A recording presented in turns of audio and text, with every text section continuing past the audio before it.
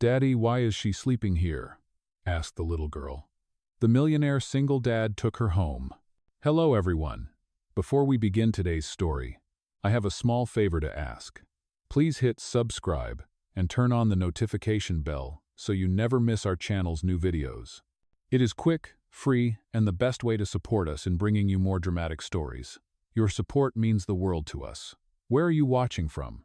Drop your city or country in the comments below. Thank you very much. The fluorescent lights of Westbridge Private Hospital flickered softly above the quiet corridor. The smell of antiseptic mixed with the faint hum of machines behind glass doors. Nurse Anna Monroe walked slowly, the white soles of her shoes whispering against the polished floor. Her pulse quickened with every step toward the neurology department. She had been a nurse for 2 years, but something about this shift felt heavier. When Dr. Harris, the head of neurology, summoned her to his office, she had no idea why. Now, standing before the mahogany door, she took a deep breath before knocking. "Come in," his voice called from inside. Dr. Harris stood near the tall window, his posture straight, his eyes fixed on the city lights beyond the glass. "Anna," he said, turning to face her, "I have a special assignment for you. This one will test your patience, your heart, and your strength." Anna frowned slightly. "What kind of assignment, sir?" He gestured toward a thick medical file on his desk. "Grant Carter," he said slowly. The name alone carried weight. He has been in a coma for 1 year after a severe car accident. The family wants him in our care, but most nurses refuse the case. The patient is unresponsive, and the emotional toll is enormous. Anna hesitated, her fingers tightening around the strap of her bag. "Why me?" Dr. Harris studied her for a long moment. "Because you care when others stop trying." The air seemed to still between them. She remembered her mother's final days in a hospital bed, how she had whispered, "Promise me, Anna. No one should ever feel alone when they are fighting for life."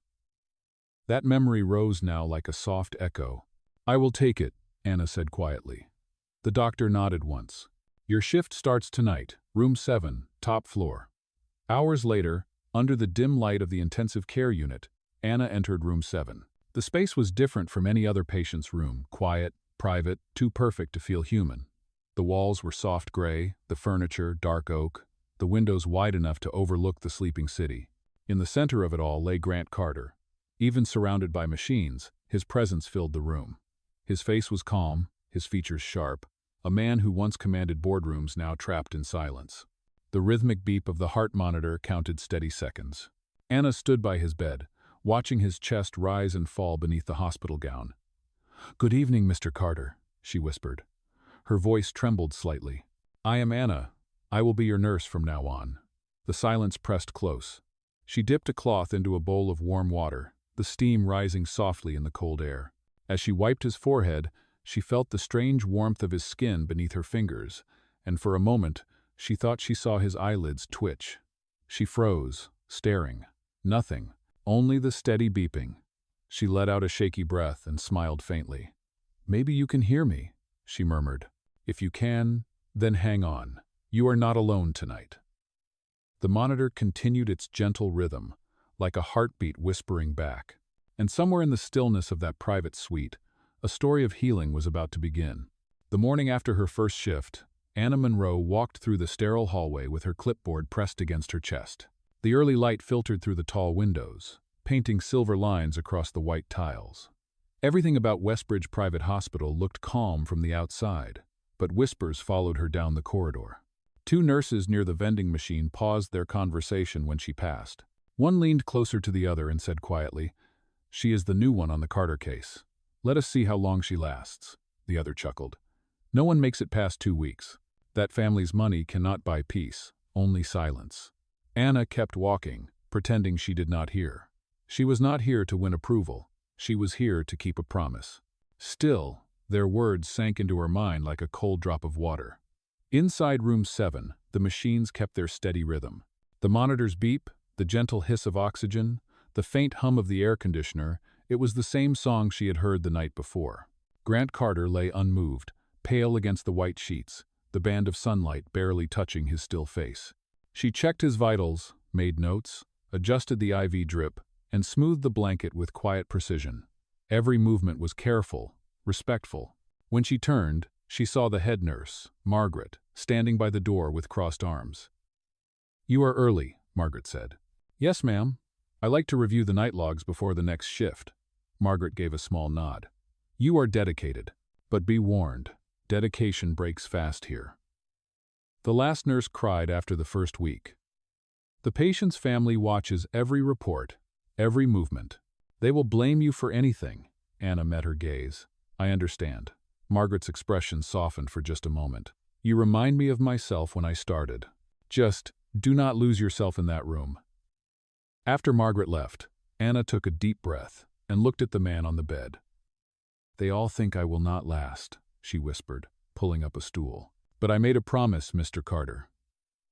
I keep my promises." She began to wipe his face with a warm towel, humming under her breath. It was the same tune she used to hum for her mother during long nights at the hospital years ago. The song filled the room softly, mingling with the rhythmic beeps. As she worked, her eyes fell on the newspaper clipping framed on the wall. It showed the wreckage of a black sports car twisted around a guardrail. The headline read, "Billionaire Grant Carter in critical condition after midnight crash." She had seen that photo before on television, back when it had been just another story about power and tragedy. But now, the man in the picture was here, breathing because of the machine she watched over. The door creaked open, and a young nurse peeked inside. "Anna, Dr. Harris wants your update on Carter's status." Anna stood, straightened her uniform, and headed to the office. Dr. Harris sat behind his desk, glasses low on his nose, reading a chart. "How did your first night go?" he asked. "Quiet," Anna replied. "Vitals steady, oxygen levels consistent, no movement, but—" She hesitated. "I thought I saw his eyelids twitch for a second." The doctor looked up. "You are not the first to think so. The brain can send residual signals. Do not read too much into it." "I understand," she said softly. He closed the file. "Good. Stay observant, but remember, do not let hope become your diagnosis." Anna left the office with his words echoing in her mind. That night, the hospital was quieter than usual. The hall clock ticked softly, each second blending into the steady heartbeat of machines. Anna sat beside Grant again, notebook open, jotting down small details. At 2 in the morning, she noticed something new. The pattern on the heart monitor shifted slightly, as if responding to her voice. She leaned forward. "Grant, if you can hear me, blink once." "Nothing." "All right," she whispered with a faint smile. "Then I will keep talking anyway." She told him about her day, about how the cafeteria coffee was terrible, and how the vending machine always ate her quarters. It was nonsense, really, but it made the silence less heavy. "I read somewhere," she said, "that patients in comas can still hear. Maybe that is why you keep fighting." The monitor beeped again, steady, patient. She sighed. "You must be tired of everyone calling you by your last name. It feels cold." Grant sounds more human. Her voice softened. "Good night, Grant. See you tomorrow." She stood to turn off the bedside lamp when a faint noise broke the air, an extra beep, slightly off rhythm. She froze, eyes darting to the monitor. The heart rate climbed by a fraction. "Grant?" she whispered. Her own pulse quickened. She stepped closer, her hand hovering above his. For a moment, she thought she felt warmth, a faint, living pulse beneath her fingertips. Then the numbers steadied again. She exhaled slowly, torn between awe and doubt. "Maybe it was nothing," she murmured. "Or maybe you just wanted me to know you were still in there." The night nurse peeked in. "Everything okay, Anna?" "Yes," she said quickly, glancing back at the monitor. "Everything is fine." But long after the other nurse left, Anna remained in the chair, her eyes fixed on the small green line that danced across the screen. Each pulse of light felt like a whisper from a distant shore, a fragile promise that somewhere deep inside that sleeping man, something still reached for life. Outside, dawn began to break, painting the skyline gold. In room 7, a nurse sat awake beside a billionaire who could not move, her eyes reflecting both exhaustion and something stronger faith. She did not know yet, but that quiet faith would soon shake the walls of the hospital and change both of their lives forever. The next evening, The rain returned to Westbridge Private Hospital. It slid down the wide windows like silver threads, reflecting the dull glow of city lights below. Inside room 7, the rhythmic beeping of the heart monitor kept its steady time, soft and unwavering. Nurse Anna Monroe sat by the bedside once again, her posture tired but determined. Her shift had started 3 hours earlier, and the night was only beginning. She looked at the man who lay before her, motionless, silent, yet somehow not entirely gone. She had started to talk to him as if he were a friend. It had become a ritual. Tonight, her voice filled the quiet once more. "Do you want to know a secret, Grant?" she whispered as she checked his pulse. "I was not supposed to become a nurse. I studied art for a year. But when my mother got sick, I changed everything. I could not save her, but maybe I can save someone else." She smiled faintly, her reflection in the heart monitor screen shimmering. "So, you see, you are part of a promise I made a long time ago." She wrote down the numbers on her chart, then placed a new blanket over him. His skin was warm beneath her touch, and that gave her comfort. Around 3 in the morning, the storm grew heavier. Thunder rolled like a heartbeat from the sky. The power flickered once, and the emergency lights cast the room in a faint orange glow.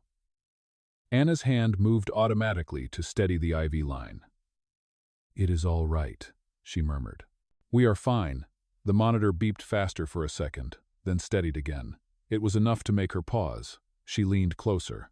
"Grant, are you hearing me?" Silence answered, but something inside her told her he was fighting. As the night stretched on, the memory of her mother's last words floated back to her, the soft whisper of, "Promise me, Anna, you will not let anyone die alone." She had been 17 then, sitting in a cold hospital room, not much different from this one. Her mother had been fading, but her voice had carried warmth, a light that Anna never forgot. That promise had led her here, to this quiet room and this sleeping man. At sunrise, the next nurse came to relieve her. "You look exhausted," the nurse said. "You should get some sleep." "In a bit," Anna replied softly. "I just want to finish this note." She sat for a few more minutes, finishing her report with careful handwriting. When she finally stood to leave, she turned one last time toward the bed. "See you tonight, Grant," she whispered, and then she left. Later that morning, as sunlight spilled through the blinds, Dr. Harris made his rounds. The chart at the foot of the bed caught his attention. He opened it and noticed Anna's detailed notes, every pulse change, every small variation, each one recorded with precision. He nodded to himself. "She is thorough," he muttered. "Good." 2 weeks passed. Anna's routine became unshakable. Every night she cleaned, recorded, and talked. Other nurses began to whisper less and watch more. There was something about her steadiness that softened even the most cynical among them. One evening, Nurse Helen, a woman in her 50s with kind eyes, stopped by room 7.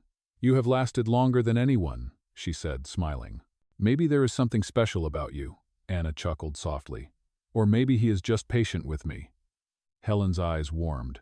"You know, when you speak to him, his vitals rise a little. I have seen the reports.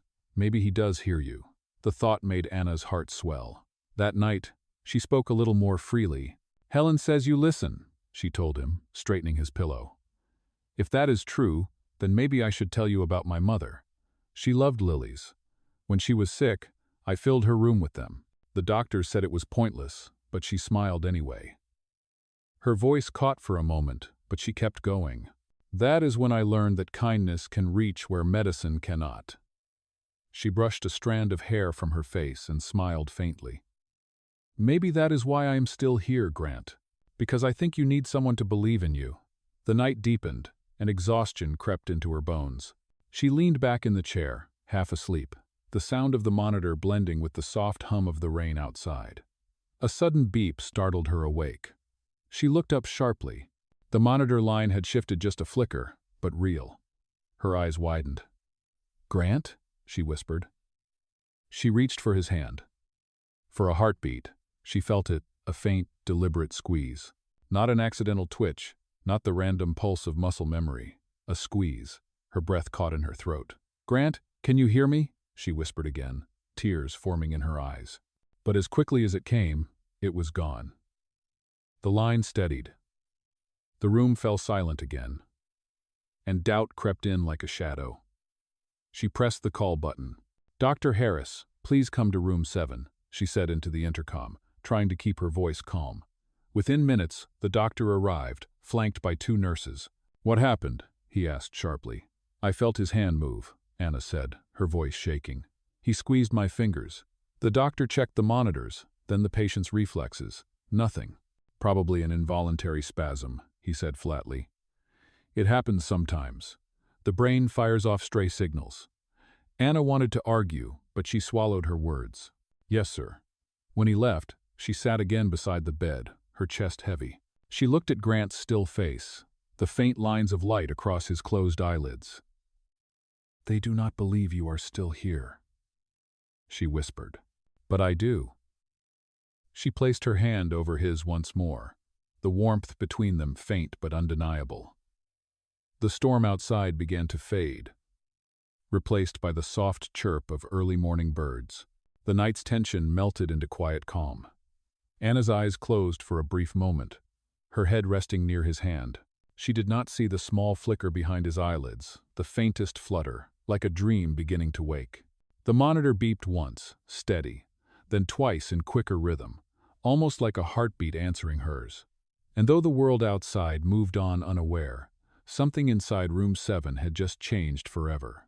The next morning brought a rare calm to Westbridge Private Hospital. The rain had stopped, and sunlight filtered through the tall windows of room 7, drawing golden stripes across the floor. Nurse Anna Monroe entered quietly, her coffee still steaming in her hand. The night nurse, Helen, met her at the door with a tired smile. "He was calm all night," Helen said softly. "No irregularities after that spike you reported." Anna nodded, her eyes instinctively moving toward the bed. Grant Carter lay still, but there was something different about the room, something she could not quite name. She set her bag down, pulled her hair into a neat ponytail, and began her morning routine. The steady rhythm of work soothed her, the rustle of sheets, the faint clink of instruments, the soft hum of the machines. She spoke to him while she worked, as she always did. "Good morning, Grant. It is a beautiful day out there. You would probably hate it, though. I get the feeling you are not the type who enjoys sitting still, are you?" She smiled faintly, imagining his answer. She cleaned his hands carefully, adjusted his IV line, and checked the oxygen levels. Everything was normal, almost too normal. When she reached for his wrist to check his pulse, her eyes caught on something. His fingers twitched, just slightly, as if they were trying to move toward hers. Her breath caught. "Grant?" she whispered. For a moment she stood frozen, afraid to believe her own eyes. Then she pressed the call button. Dr. Harris arrived minutes later, his expression unreadable. "Another twitch?" he asked. "Yes, sir," Anna said, her voice calm but firm. It was not a spasm. It looked deliberate. He checked the vitals, tapped a few notes on his tablet, then sighed. "Anna, you are doing good work, but do not let hope cloud your objectivity.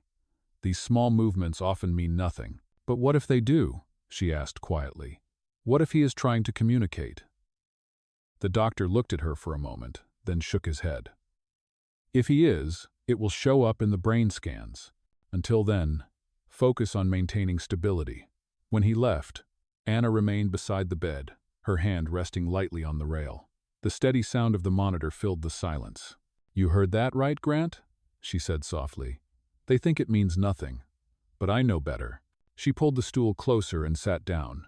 Her eyes traced the edges of his face, the faint shadow of stubble, the line of his jaw. There was strength there, even in stillness. "I do not know who you were before all this," she continued, "but I believe you are still fighting. So, I will fight with you."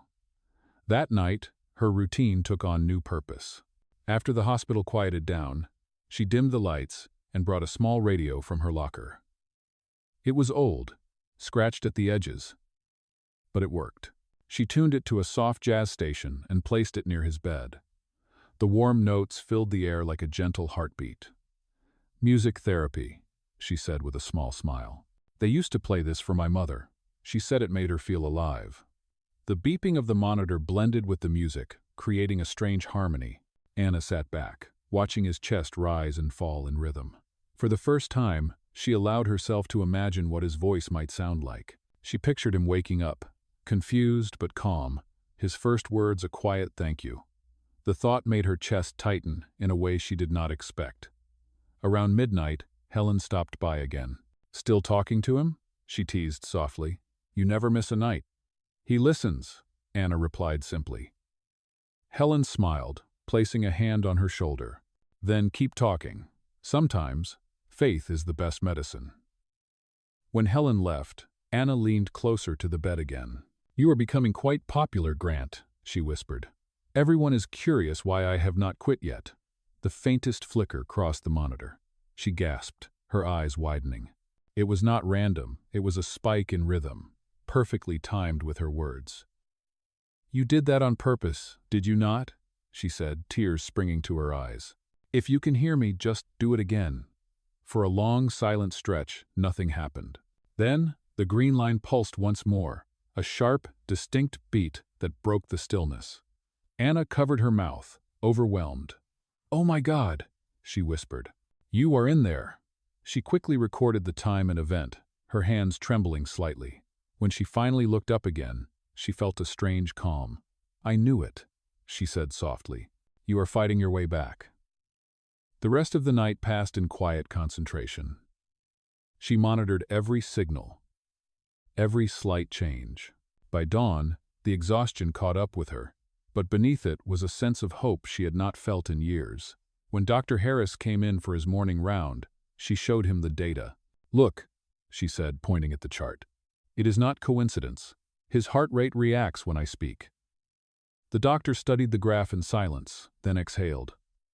"All right," he said finally. "Let us schedule a full neurological test tomorrow. But Anna, do not tell anyone outside this department yet. The Carter family does not handle false hope well." "Understood," she said, though inside, her heart raced. After the doctor left, she turned back to Grant. The first light of morning glowed across his face, soft and pale. She reached out, brushing her fingers gently against his hand. "You did well," she whispered. "You kept your promise, and so will I." Outside, the city began to stir, the world moving forward as it always did. But in room 7, everything had shifted. Something unseen had awakened, something fragile and powerful. It was more than medicine now. It was connection, the kind that even silence could not break. The following morning, the air inside Westbridge Private Hospital felt different. The staff moved quickly through the halls, their voices low, their faces tense with quiet curiosity. News had started to spread that the once hopeless patient in room 7 might have responded to stimulus. Anna Monroe walked through the corridor with her clipboard, feeling every stare. She had not said a word to anyone, but rumors always found their way through hospital walls. When she entered the room, the first thing she saw was the soft rise and fall of Grant Carter's chest, steady as ever. The second thing she noticed was the sunlight streaming through the blinds, cutting through the room like golden ribbons. She smiled faintly. "Good morning, Grant," she said, setting her things down. "You caused quite a stir yesterday. I hope you are proud of yourself." The monitor beeped steadily, a sound that had begun to feel like company. She adjusted his blanket and checked his vitals with practiced care. Everything looked strong, stable, alive. Dr. Harris entered a few minutes later, his expression guarded but thoughtful. "Morning, Anna," he greeted. "I reviewed your notes. We are scheduling the neurological exam for this afternoon. If there is any trace of cognitive activity, we will find it." Anna nodded. "He responded before," she said quietly. "He will respond again." The doctor's eyes softened slightly. "You sound sure." "I am," she replied simply. When he left, she returned to her stool and began her morning talk. It was no longer habit, it had become purpose. "They are going to test you today, Grant," she said softly. "I know that sounds scary, but you will do fine. Just keep doing what you did before. Keep fighting." The hours passed slowly. She changed his replaced his oxygen tubing, and wiped his face with warm water. Every motion was deliberate, gentle. When she hummed the same soft tune her mother used to love, the heart monitor flickered again, just slightly, as if keeping rhythm. She froze.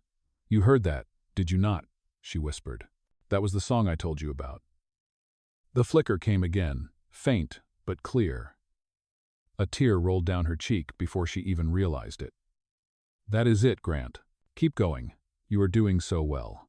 When the time came for the test, a team of doctors entered, wheeling in equipment and machines. Anna stepped aside, her hands clasped tightly in front of her. Dr. Harris nodded for the team to begin. They attached sensors to Grant's temples, his chest, and his fingers. The room filled with quiet, electronic hums. On the monitor screen, a wave of colored lines danced and flattened with each pulse. "Patient shows minimal neural activity," one of the doctors murmured. "Let us increase auditory stimulus." A soft recording played through the speaker. Neutral sounds, clinical tones, but nothing changed. Anna stood silently in the corner, her heart pounding.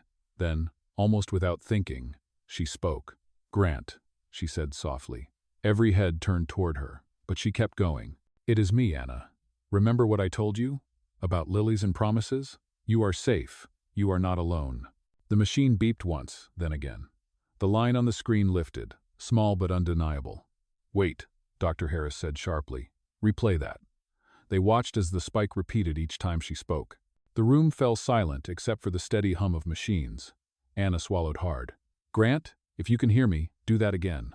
The spike rose, stronger this time. Gasps filled the room. The senior neurologist turned to Dr. Harris. "That is a response. Auditory recognition, minimal but real." Anna pressed a hand to her mouth, her eyes shining. "I knew it," she whispered. Dr. Harris stood frozen, his gaze shifting between the monitor and the nurse who had refused to give up. "End the test," he said finally, his voice steady but quiet. "We have our proof."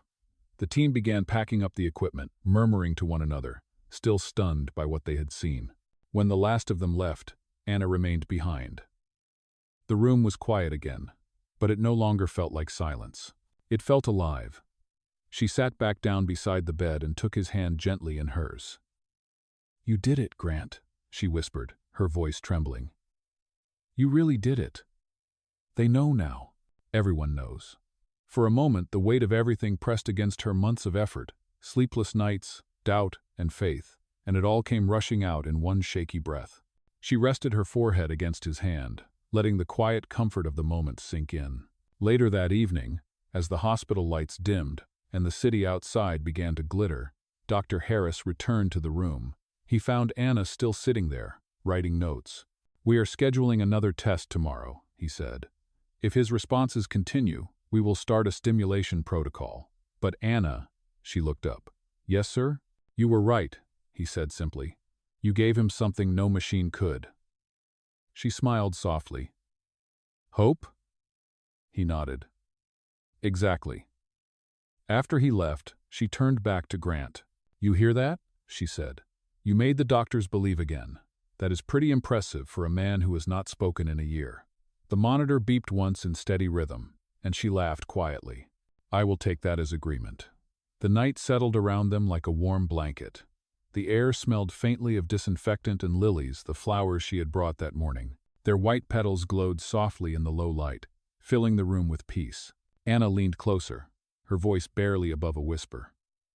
"Rest now, Grant. You have done enough for one day.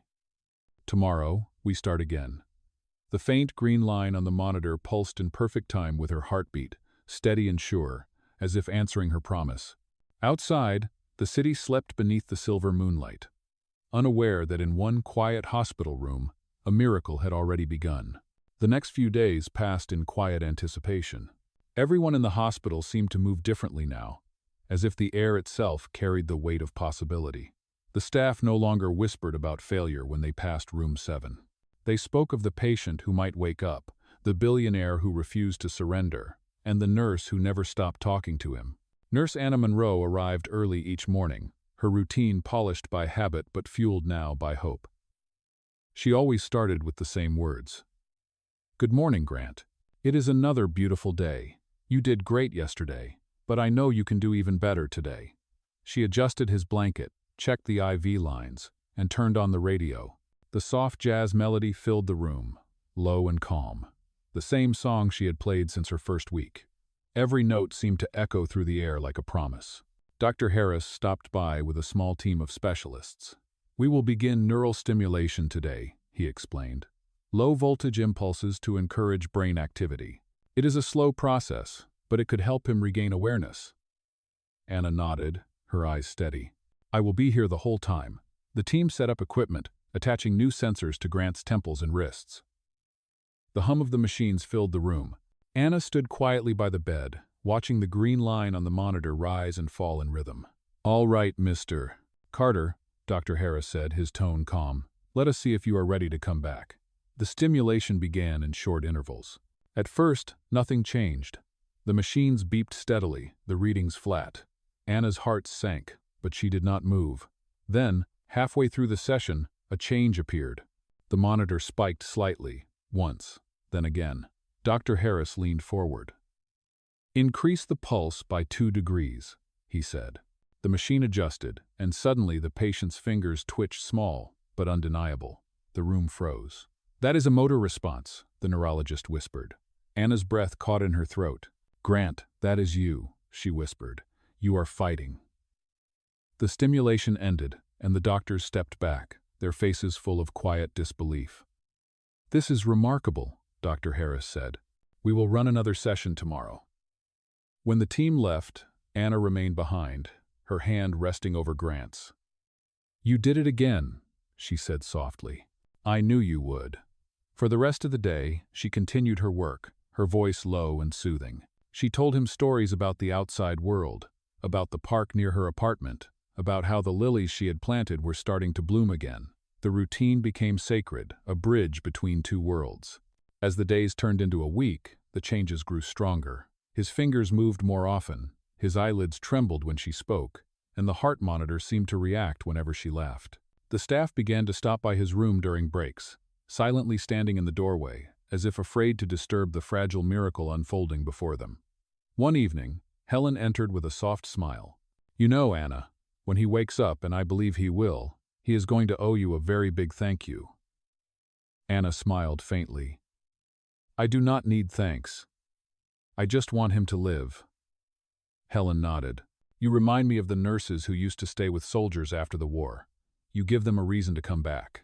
When Helen left, Anna sat beside Grant and whispered, You hear that, Grant? People are rooting for you now, even the ones who thought you would never make it.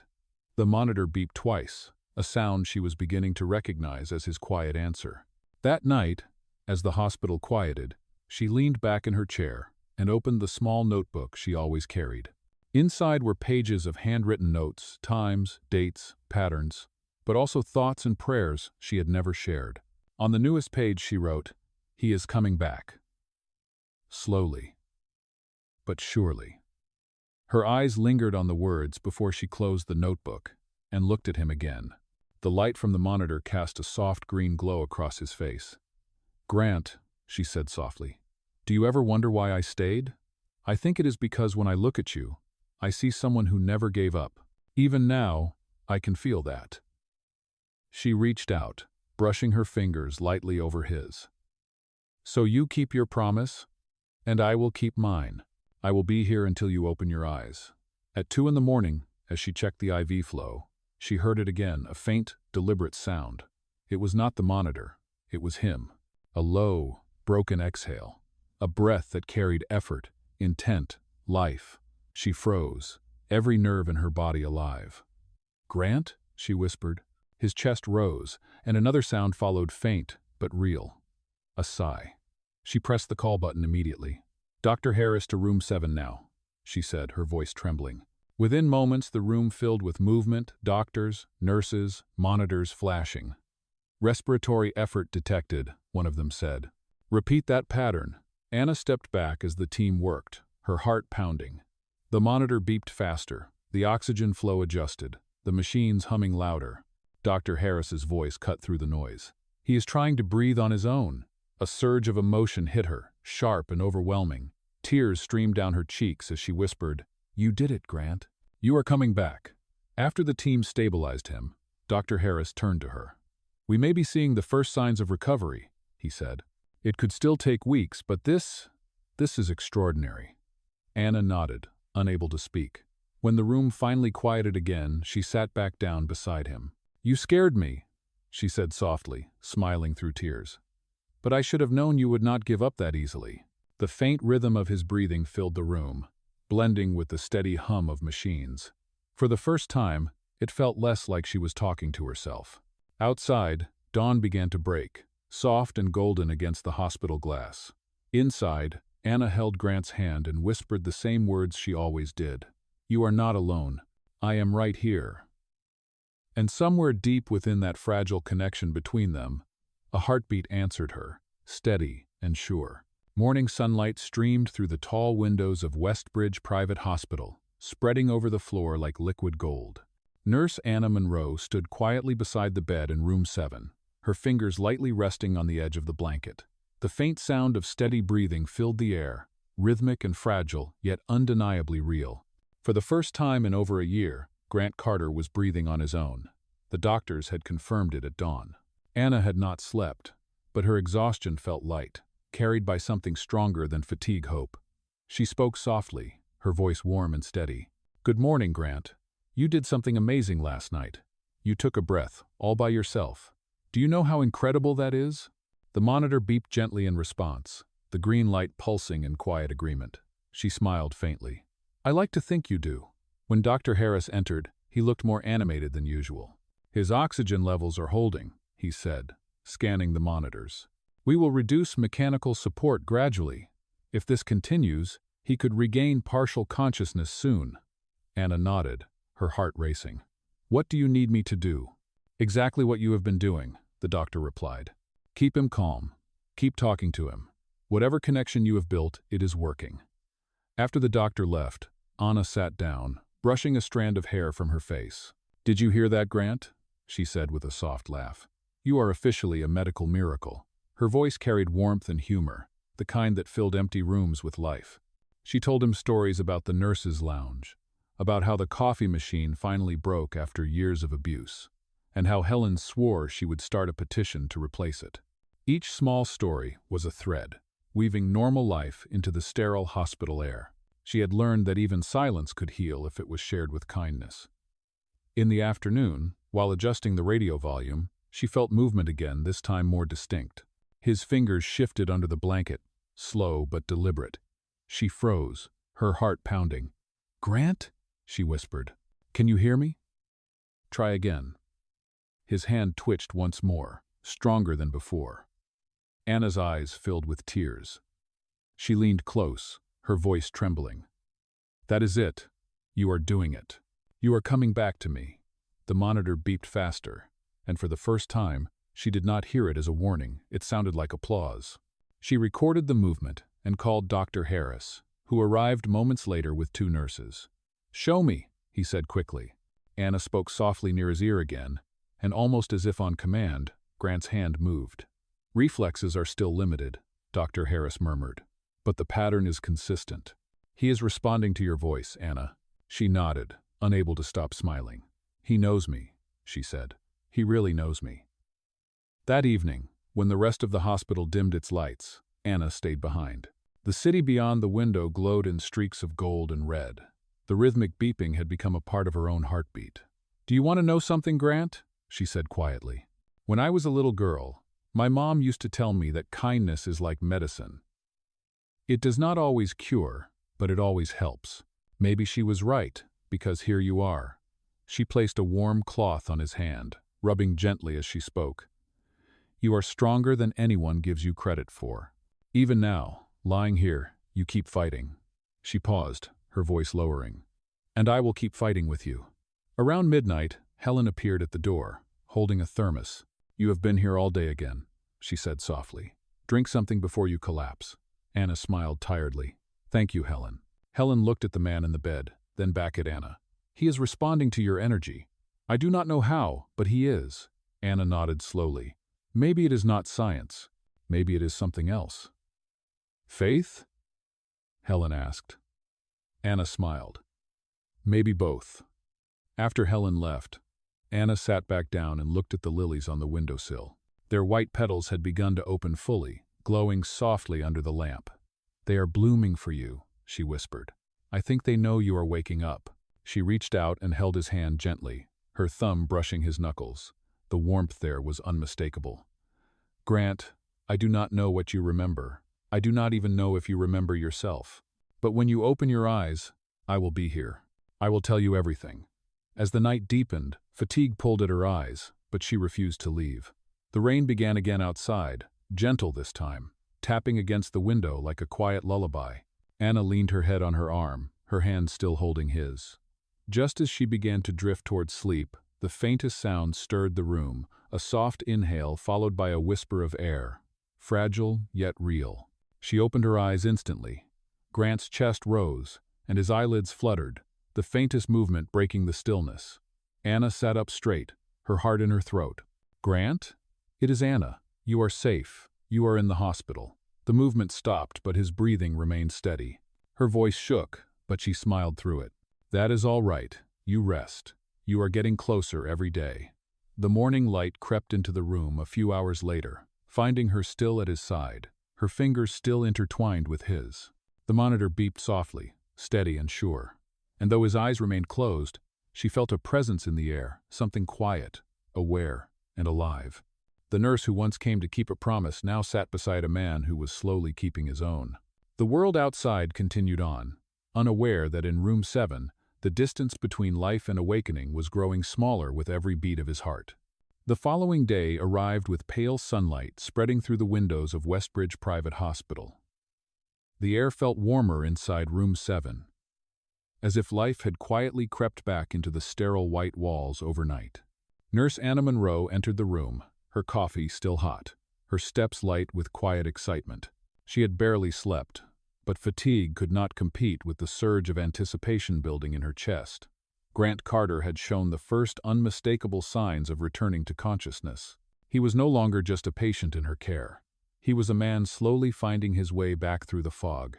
She smiled as she adjusted the blinds. "Good morning, Grant. It is another new day. You are getting stronger, I can feel it." The steady beeping of the monitor seemed to echo her optimism. She checked his vitals, his breathing, and the subtle movement in his fingers. "You are doing so well," she whispered. "Everyone here is talking about you. They cannot believe it." When Dr. Harris arrived with his morning team, Anna stood aside while they ran the usual checks. "Neural responses are increasing," one of the neurologists noted. "His reflexes are improving." Dr. Harris nodded, studying the readings. "He is following the sound of her voice," he said quietly. "It is not coincidence anymore." Anna met his eyes, and he gave a rare smile. "Keep doing exactly what you have been doing, Nurse Monroe. He is responding to you." After they left, she sat beside the bed and began her daily ritual. She turned on the radio and played the same soft jazz melody that had become their song. The familiar tune floated through the room like sunlight through mist. "Do you remember this music, Grant?" she asked softly. "It has been playing here for weeks. Maybe you liked jazz before the accident. Maybe it feels familiar." The faint twitch in his hand made her pause. "You do remember," she said, her voice trembling slightly.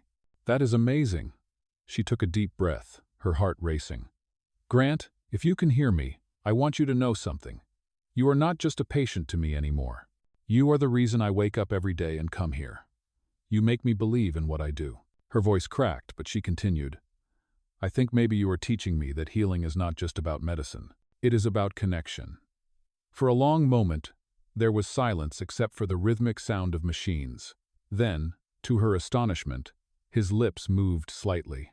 It was not a word, not even a sound, but a movement, a flicker of intent. Anna gasped, her hand flying to her mouth. "Grant, can you hear me? Try again." His chest rose, his jaw twitched, and the faintest sound escaped his throat, a low hum, fragile but real. Tears filled her eyes. "You did it," she whispered. "You are trying to speak." She pressed the call button. "Dr. Harris, room 7. He is responding vocally." Within minutes, the room filled with people. The team surrounded the bed, checking monitors, adjusting machines. Dr. Harris leaned forward, speaking calmly. "Grant, it is Dr. Harris. If you can hear me, try to move your fingers." A pause. Then, slowly, his right hand shifted again, unmistakably deliberate. The doctor's eyes widened. "That is conscious movement." He turned to Anna, a look of awe in his face. "He is coming out of it." The next few hours moved like a dream. The staff ran a series of tests, documenting every response. By afternoon, the hospital board had already been notified. News traveled fast in places like this. A billionaire waking from a coma was not just a medical story, it was a miracle. When the room finally cleared, Anna sat beside him again, her pulse still racing. "You are the bravest man I have ever met," she whispered. "Do you know that? You fought your way back one heartbeat at a time." The corners of his mouth twitched, and she laughed through her tears. "Is that a smile? Are you smiling at me, Mr. Carter?" The faintest sound came from his throat, like a soft exhale that might have been a laugh. The sound was enough to make her heart swell. That evening, as the sun set outside, the glow of the monitors painted the room in shades of gold and green. Anna read aloud from her notebook, the same notes she had written over months of nights. "These are your days, Grant," she said softly. "I have been writing them down so that when you wake up, you will know everything. The songs we played, the stories I told, even the moments you moved for the first time." She smiled. "Maybe when you are better, you can tell me your side of the story." The monitor beeped, steady and strong, and she imagined it was his way of saying yes. Around midnight, Helen came by, her expression full of wonder. "It is all over the hospital," she said. "They say he might fully wake up within days." Anna nodded, her eyes shining. "He is already waking up, Helen. I can feel it." Helen looked at her for a long moment, then said softly, "You know, Anna, people talk about miracles as if they are rare. But maybe miracles just need someone who refuses to give up." When Helen left, Anna turned back to the bed. She held his hand gently, her voice low and steady. "You have no idea how many people are rooting for you now. But I am not letting anyone take credit for this except you. You fought your way back. You did this." She leaned closer, her words barely a whisper. "When you open your eyes, Grant, the world will look different. But I promise you one thing, it will be waiting for you." The night settled quietly around them, the hum of machines fading into the rhythm of his breathing. Anna closed her eyes for a moment, her head resting near his hand, unaware that the faintest flicker had begun behind his eyelids again. The long battle between life and silence was nearing its turning point, and the first true dawn of awakening was only hours away. The morning after the first clear signs of awakening, the entire hospital seemed to hum with restrained excitement. Room 7, once known only for silence and machines, had become the quiet heart of Westbridge Private Hospital. Nurses who used to pass by without a glance now slowed near the doorway, their eyes full of wonder. Nurse Anna Monroe stepped into the room at sunrise, her pulse quickening at the familiar rhythm of beeps and breathing. She greeted him softly, her voice the same steady tone she had used every morning for months. "Good morning, Grant. It is another beautiful day, and I think you know it this time." The light fell across his face, and she noticed it immediately, the faintest movement beneath his eyelids, slower now but stronger, as if his mind was learning how to return to the world. "You are doing it again," she whispered, her breath catching. "You are really trying." Dr. Harris entered soon after, his expression serious but bright with restrained hope. "Any changes overnight?" he asked. Anna nodded. "His eyelids are moving more. His breathing is steady without full support." The doctor studied the monitors. "We are almost there," he said quietly. "Do not rush him. The body knows its timing." He turned to her with a rare softness in his eyes. "You have done more for this man than you realize, Nurse Monroe." After he left, Anna pulled her chair close to the bed. She took his hand gently, the warmth familiar and grounding. "You hear that, Grant? Even the doctor believes in you now." The radio played softly in the background, the same jazz melody that had become the rhythm of their days. She found herself humming along, her voice blending with the faint sound of rain outside. "Do you remember the stories I told you?" she said quietly. "About my mother, about how she made me promise to never let anyone face illness alone. I think she sent me here. I think she wanted me to find you." She paused, her heart tightening. "And now that you are almost back, I do not even know what I will do without these nights with you." She laughed softly, though the sound trembled. "Listen to me, talking like you are already awake. But maybe you are. Maybe you have been listening all along." As the hours passed, the hospital bustled with quiet anticipation. Reporters had begun calling, though the administration kept strict silence. The story of the billionaire who might wake up was too big to contain forever. Yet in the middle of all that noise, Room 7 remained a world of its own, small, calm, and filled with the quiet hum of healing. That afternoon, Helen entered carrying a tray of fresh lilies. "I thought you could use some new ones," she said, placing them by the window. "These look alive, just like him." Anna smiled. "Thank you, Helen. He likes them, I can tell." Helen looked at her for a moment, then said softly, "You know, you talk to him like you have known him forever." Anna's smile faded slightly. "Maybe I have, in some strange way." After Helen left, Anna sat beside Grant again. The rain outside had stopped, leaving a hush over the city. The faint movement in his hand drew her eyes. She leaned closer. "Grant, it is Anna. You are safe. You are home." His fingers moved again, curling slightly toward her. Her breath caught in her throat. "That is it. You can do it." And then, for the first time, his lips parted, and the faintest whisper escaped a broken, breathless sound. It was not clear, not even fully formed, but it was real. Anna's heart stopped. "Say that again," she whispered. His chest rose, and this time, there was sound one fragile syllable, cracked and barely audible. "Hi." She froze, tears flooding her eyes. "Hi, Grant," she said softly, her voice shaking. "Welcome back." The monitor beeped faster, as if echoing the sudden rush of life filling the room. "Dr. Harris," she called through the intercom, unable to stop the tremor in her voice. He spoke. He actually spoke. Within seconds, the room filled with doctors and nurses. Dr. Harris leaned over the bed, his voice calm but urgent. "Grant, it is Dr. Harris. Can you hear me? Try again." Grant's eyelids fluttered, and his head moved slightly. The single word that came next was faint, but it carried weight. "Where am I?" The team gasped. Anna covered her mouth, overcome. Dr. Harris smiled for the first time in months. "You are in the hospital, Mr. Carter. You have been very ill, but you are safe now." Grant's gaze, still unfocused, shifted weakly toward the sound of Anna's voice. "Anna?" he whispered, the word broken but unmistakable. She blinked through tears. "Yes," she said softly, her hand gripping his. "I am here."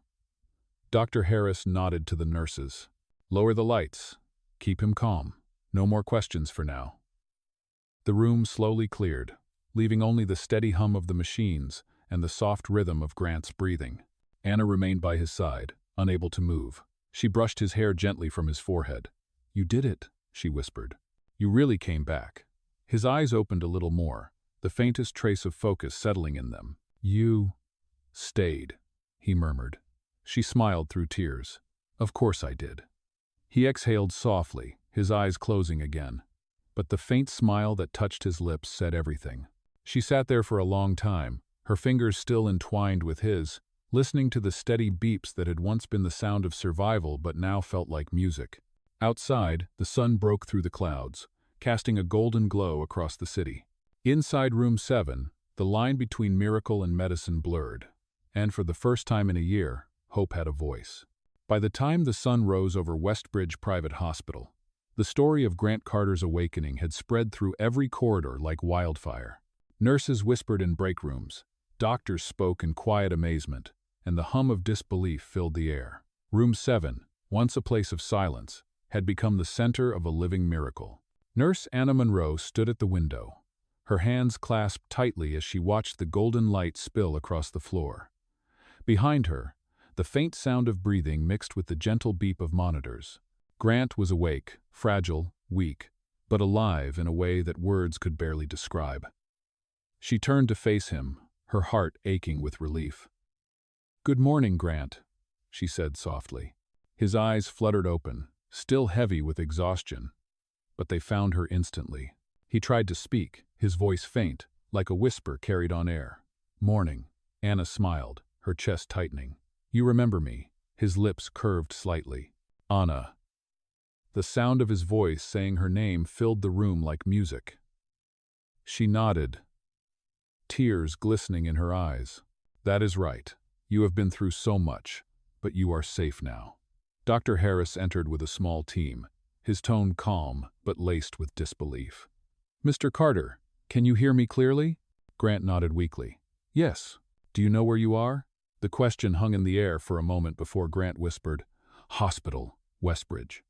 Dr. Harris exchanged a look with the team. "Excellent. We will keep the questions short for now. Your body is still recovering." He turned to Anna. "Vitals are stable.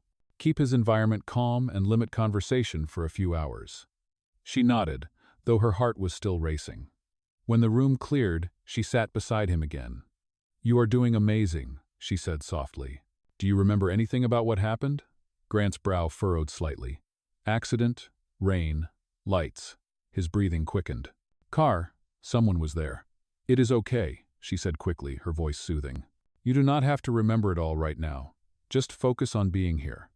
He looked at her for a long moment, his eyes full of quiet confusion and wonder. "How long?" She hesitated. "You have been asleep for a year." The words hung heavy between them. His gaze drifted to the window, where the sunlight played against the glass. "A year," he repeated softly, as if trying to comprehend the weight of it. "You stayed?" She smiled gently. "Every day." A silence fell over the room, soft and filled with something unspoken. Then, with effort, he lifted his hand from the bed, trembling, reaching toward hers. She caught it quickly, her fingers warm and steady around his. "Thank you," he whispered, his voice barely audible. "You do not have to thank me," she said, her throat tightening. "You just have to get better." Over the next few days, his strength began to return slowly. He could open his eyes longer, form clearer words, even smile when she entered. But with each improvement came new challenges. His body was frail, and fatigue came quickly. Anna monitored him carefully, adjusting pillows, checking his IV, ensuring he never felt alone. Each time she left the room, he asked softly, "Will you come back?" And every time she answered, "Always." One evening, as the sky turned pink outside, Grant spoke again. "Anna," he said quietly, "why did you stay?" She looked up from the chart in her lap. "Because someone had to." "No," he said slowly, his gaze steady on hers. "Because you wanted to."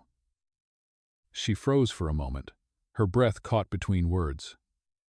"Maybe both," he smiled faintly, the kind of smile that carried gratitude deeper than speech. "Then I am glad you did." The sound of his voice, steady now, filled the room with something that felt like peace. But outside that peace, another kind of noise was beginning to build. The hospital administration was already preparing for media attention. The Carter family had been informed, and whispers of lawyers and reporters were growing louder in the hallways. Dr. Harris had warned Anna earlier that day. "His recovery is a miracle, but his family will make it a spectacle. Be ready." She nodded, but her thoughts were only of Grant. When she returned to his room that night, he was awake, staring quietly at the ceiling. "You heard, did you not?" she asked softly. He turned to her. "They told me my family is coming." "Yes," she said. "They are excited to see you." His expression darkened. "Not all of them will be." She frowned slightly. "What do you mean?" His gaze drifted to the window, his voice lowering. "I remember something about that night. Someone was there. It was not an accident." Anna felt a chill run through her. "Do you mean someone caused it?" He closed his eyes, his strength fading. "Not yet," he whispered. "Not now." She squeezed his hand gently. "Then rest. We will talk about it when you are stronger." He nodded faintly, already slipping back into sleep. The monitor beeped softly in rhythm with his breathing. Anna sat beside him long after the lights dimmed, her mind racing with unspoken fears. Outside the hospital, the city glowed with its usual indifference, unaware that in room 7, the line between miracle and mystery had just begun to blur. The man who had fought his way back from the edge of death had awakened with more than just life in his memory. He had awakened with a secret. 2 days after Grant Carter's first full conversation, Westbridge Private Hospital no longer felt like the quiet sanctuary it had been. Outside room 7, reporters hovered near the main entrance, security guards stood alert in the lobby, and the hospital board had issued a formal statement to the press. They called it a triumph of modern medicine, but everyone inside knew that it was more than that. It was a triumph of faith, and at the center of it stood Nurse Anna Monroe. Inside the room, the world felt smaller again. The blinds were half drawn, the soft hum of machines steady and low. Grant lay propped up against his pillows, a pale shadow of the powerful man he once was, but his eyes were sharper now. He watched Anna move around the room with quiet fascination, as if still trying to understand the person who had carried him back to life. "You have not left this place in a year?" he asked softly. She smiled faintly. "I left sometimes, but I always came back." "Why?" She met his eyes for a moment, then looked away. "Because I could not walk away from someone who still had a chance." He nodded slowly. "You believed when no one else did." She turned toward him, her tone gentle but firm. "I believed because I saw life in you, even when the machine said otherwise." His lips curved slightly. "That is a rare kind of faith, Anna." She tried to hide the warmth rising in her cheeks. "It is part of the job." He studied her for a long moment, then said quietly, "You are more than your job." The room fell into a comfortable silence, broken only by the rhythmic sound of the heart monitor. It felt peaceful, until the door opened, and a tall man in a gray suit stepped in. His presence was sharp, deliberate, and cold. "Well," he said, his voice smooth, "the miracle lives." Anna straightened. "Sir, visiting hours are limited." "It is all right," Grant interrupted, his tone quieter now. "Anna, this is my half-brother, Nathan Carter." Nathan smiled thinly. "Half-brother, full inheritance problem. Same thing." His words carried a casual cruelty that made Anna's stomach twist. "I came as soon as I heard the news. You can imagine how surprised I was." Grant's voice was weak but steady. "I was surprised too. I did not expect to wake up." Nathan walked closer to the bed, his eyes glinting. "And yet, here you are. The doctors said it was impossible." He turned his gaze to Anna, until she showed up. Anna kept her tone professional. "Mr. Carter's recovery is the result of consistent care and medical support." Nathan tilted his head. "Of course. A nurse's devotion can work wonders." The implication behind his words made her skin crawl. Grant's eyes hardened. "That is enough, Nathan." Nathan raised his hands in mock surrender. "I did not mean offense, brother. I am just impressed." He glanced around the room, studying the equipment. "You always did know how to make headlines." "What do you want?" Grant asked, his voice low. Nathan's smile thinned. "The board needs to know when you plan to return. Carter Industries cannot survive in limbo forever." Grant leaned back against his pillows, exhaustion flickering across his face. "I just woke up. You can wait." "Of course," Nathan said smoothly. "But you know how fast people forget. One day you are on top. The next, someone else takes your place." "I am not interested in power games right now," Grant said firmly. "Leave." Nathan's gaze lingered for a moment, then flicked to Anna again. "Fine. I will let you rest. But you might want to keep an eye on your nurse. She seems very involved." Anna's jaw tightened, but she said nothing. When he finally left, the silence in the room felt heavier than before. Grant exhaled slowly. "I am sorry you had to deal with him." "He is your brother," she said quietly. "Half-brother," Grant corrected. "And he has been waiting for me to disappear for years." Anna frowned. "Do you think he had something to do with the accident?" Grant's eyes darkened.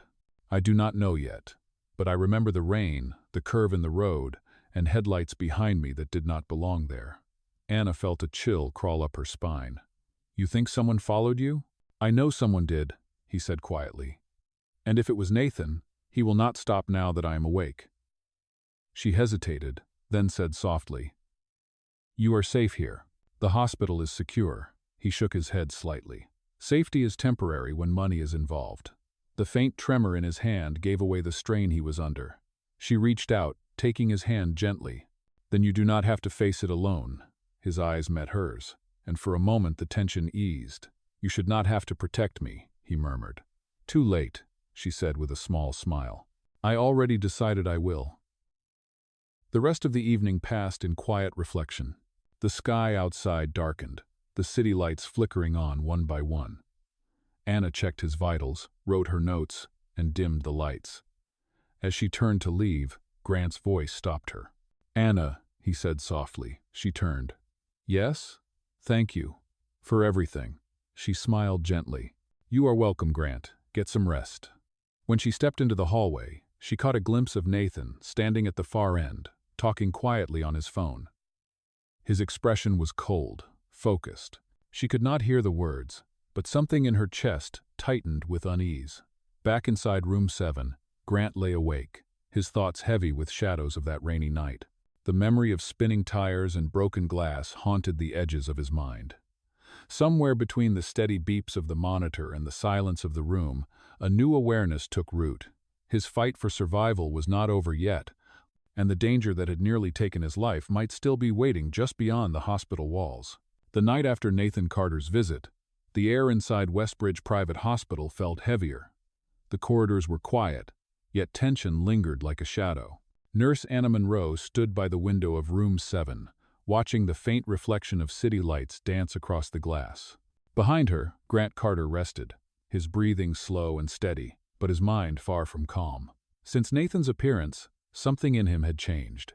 His eyes, though tired, carried a sharpness now, a watchful awareness that had not been there before.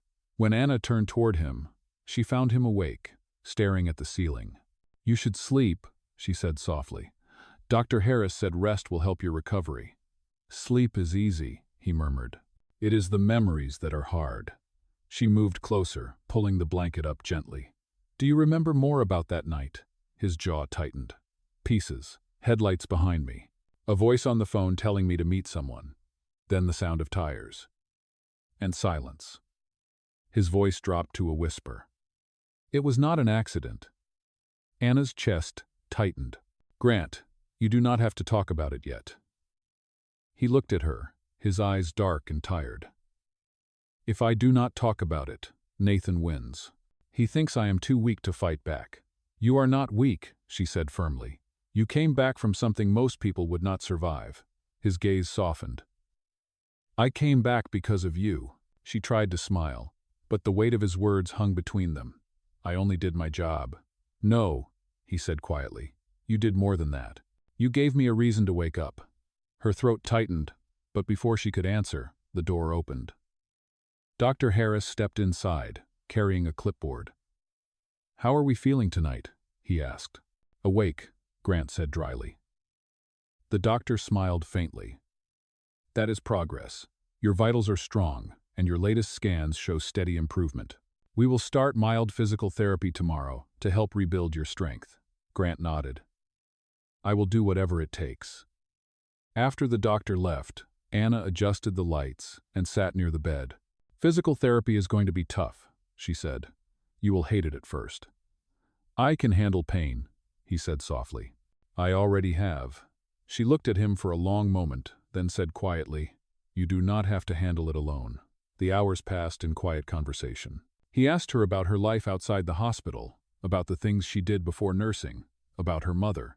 She told him about the small apartment she shared with her cat, about her favorite park, about how she had once dreamed of becoming an artist before her mother's illness changed everything.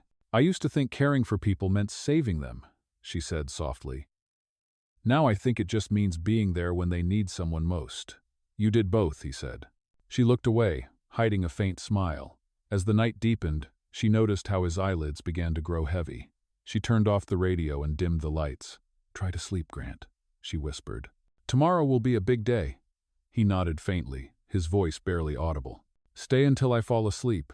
She hesitated only a moment before saying, "Of course." She sat beside him, watching as his breathing slowed and the tension in his face eased. The sound of the heart monitor filled the quiet room, a steady reminder of life reclaimed. When she was certain he was asleep, she leaned forward and whispered, "You are safe now." But outside the room, not everything was calm. Down the hall, Nathan Carter stood near the nurse's station, his voice low as he spoke on his phone. "Yes, he is awake," he said. "No, he does not remember everything yet, but it is coming back. We need to handle this before he talks." He paused, listening. "Do it quietly. I do not want attention." He hung up the phone and slipped away before anyone noticed. Inside room 7, Anna stretched in her chair, unaware of the storm forming beyond the hospital walls. The next morning arrived with a rare brightness. Sunlight spilled through the window, touching every corner of the room. When Anna entered, Grant was already awake, his expression calm but focused. "Ready for therapy?" she asked with a smile. "As ready as I can be." Dr. Harris arrived soon after with a therapist named Michael, a patient man with kind eyes. They helped Grant sit up, his muscles trembling from disuse. Every movement was slow, deliberate, and painful, but he refused to give up. "Good," Michael said encouragingly. "You are stronger than you think." Anna watched from beside the bed, her chest tightening with pride and worry. When Grant's grip weakened, she reached out instinctively. "You are doing great," she whispered. "Do not stop." He looked at her, sweat beading on his forehead. "If you say so," he murmured. By the end of the session, exhaustion had overtaken him, but a spark of satisfaction shone in his eyes. "I forgot how it feels to move," he said. "You will get there," Anna replied softly, "one day at a time." Later that afternoon, after his therapy and meal, Grant rested while Anna updated his charts. As she wrote, she heard the faint buzz of her phone. A message blinked across the screen unsigned. "Be careful who you trust. Some things should stay buried." Her breath caught. She glanced toward the door, half expecting to see someone there. But the hallway was empty. She slipped the phone into her pocket, her heart pounding. She looked at Grant, sleeping peacefully, unaware of the message, unaware that the danger he feared might already be closer than either of them imagined. The sun dipped lower outside, casting long shadows across the room. For the first time in weeks, Anna felt something cold settle beneath her calm, a quiet fear that the past Grant was trying to remember might soon come crashing into their fragile present. The next day, a heavy rain swept across the city, turning the hospital windows into sheets of rippling gray. Inside room 7, the lights were dim, and the rhythmic sound of the heart monitor echoed softly in the still air. Nurse Anna Monroe entered quietly, holding a tray with medication and breakfast. Grant Carter sat up against his pillows, reading the morning paper that someone from the staff had left behind. His color was improving, but there was a tension in his shoulders that had nothing to do with recovery. "Good morning," Anna said gently. "How are you feeling today?" He looked up, his expression thoughtful. "Better. Stronger. But something feels off." She set the tray on the table. "Off how?" He tapped the newspaper, where a headline about his miraculous recovery was splashed across the front page. "They know I am awake, and if they know, Nathan knows. That means whoever wanted me gone knows too." She frowned. "You should not worry about that right now. Let the doctors and security handle it." "I cannot do that," he said firmly. "I spent a year trapped in silence. I am done being helpless." She studied him quietly, seeing the determination in his eyes. "Then at least be careful. You are still healing." He gave a faint smile. "You sound like Dr. Harris." "Maybe he is right sometimes," she said, hiding her concern. "Eat your breakfast before it gets cold." As he picked at his food, the rain outside intensified, thunder rolling in the distance. The atmosphere matched the unease that had been growing inside her since the night before. She still had not told anyone about the anonymous message on her phone. The words "be careful who you trust" echoed in her mind like a whisper she could not shake. When Dr. Harris arrived for his morning rounds, he seemed distracted. "Anna," he said quietly, "did you authorize any visitors for Mr. Carter yesterday evening?" "No, sir," she replied. "Why?" He frowned. "Security footage shows someone near the stairwell, on his floor, around midnight. The person left before anyone could question them." Her stomach tightened. "Did they get a clear image?" "Not enough to identify," the doctor said. "But we are increasing security around his room." Grant overheard the conversation and looked between them. "Someone was here last night?" Dr. Harris nodded. "We do not know who yet, but there is no cause for panic, just precaution." After the doctor left, Anna turned to Grant. "You see, this is why you should not push yourself. There are people watching." "Then it is worse than I thought," he murmured.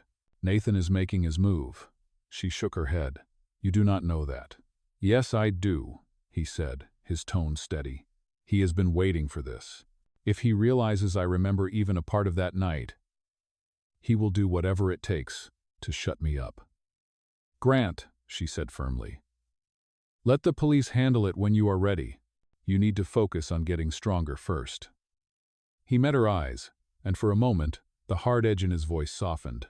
"You really care, do you not?" She hesitated, then said quietly, I do. He smiled faintly. Then that is all the reason I need to get better. For the rest of the afternoon, the room remained quiet, except for the sound of rain and the occasional knock from nurses checking in.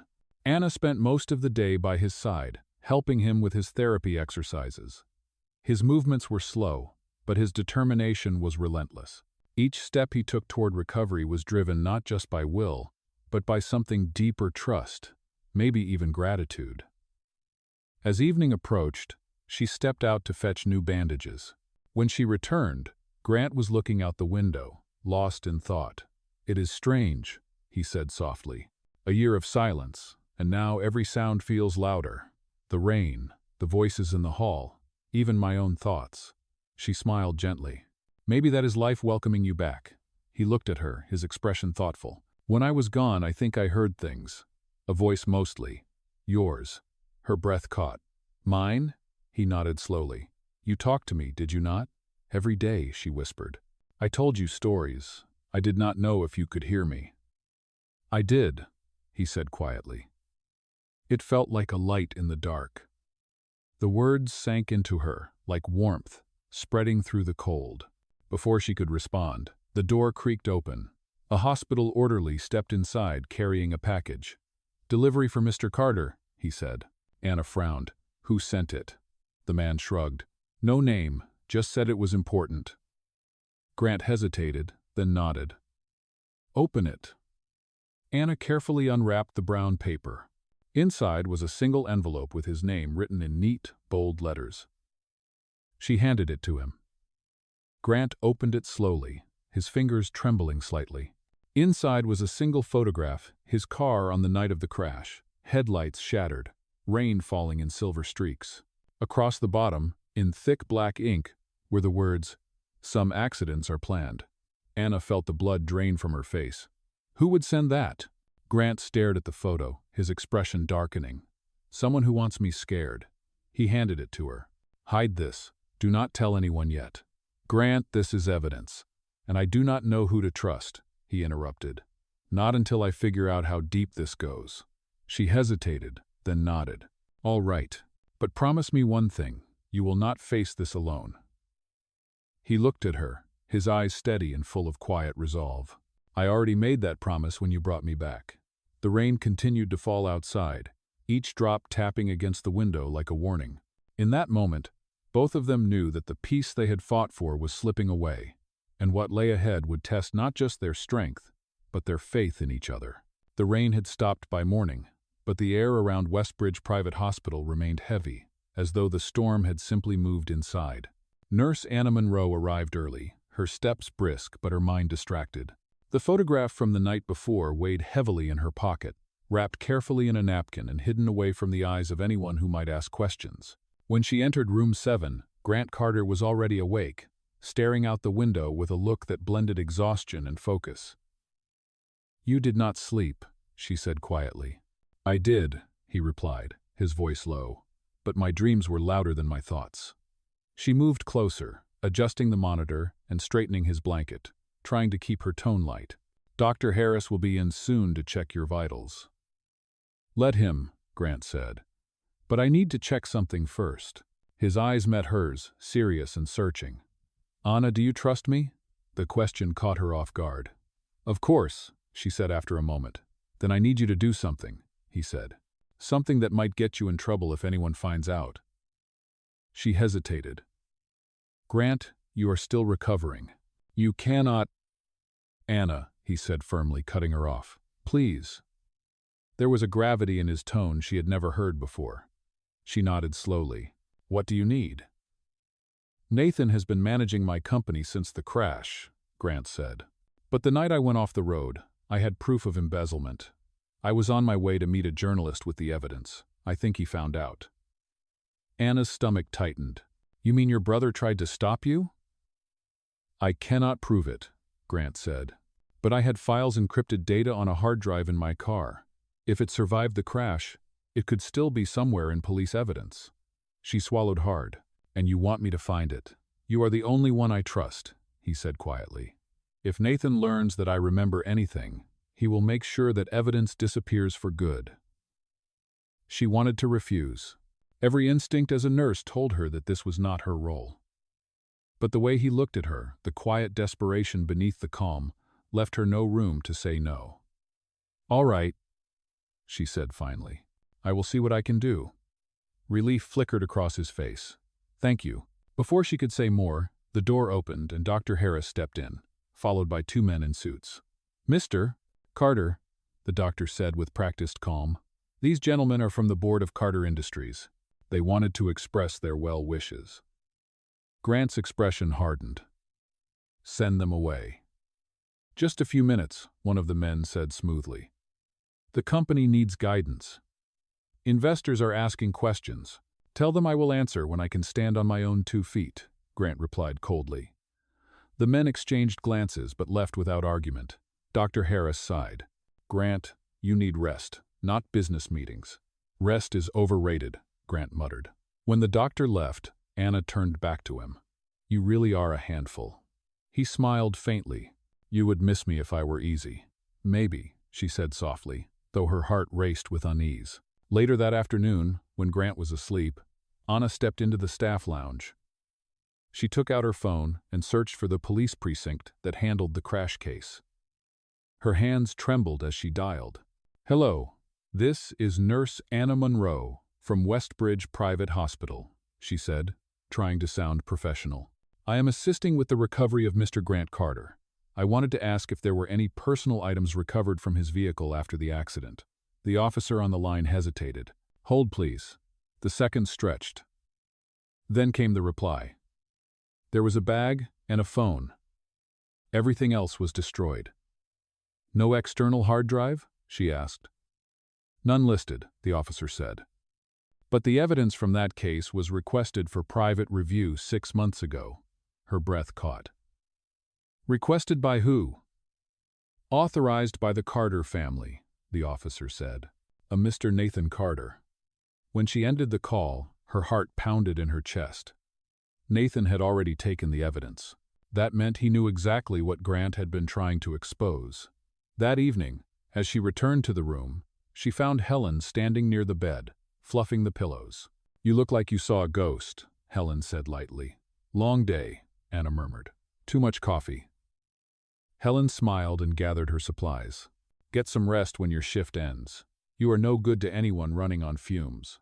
When Helen left, Anna closed the door behind her and turned to Grant. He was awake again, his expression alert. "What did you find?" he asked immediately. "The evidence is gone," she said quietly. "Nathan took it months ago." His jaw tightened. "Then he knows."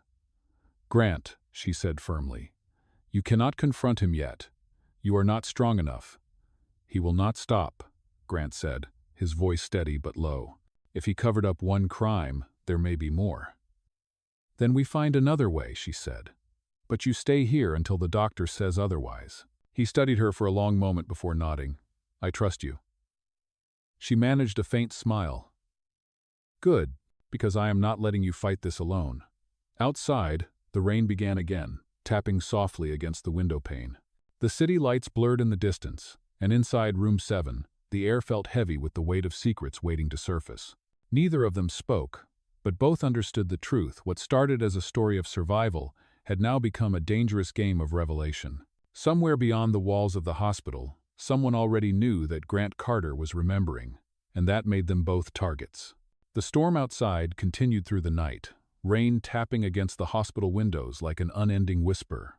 Inside room 7, the lights were low, and the steady rhythm of the heart monitor filled the silence.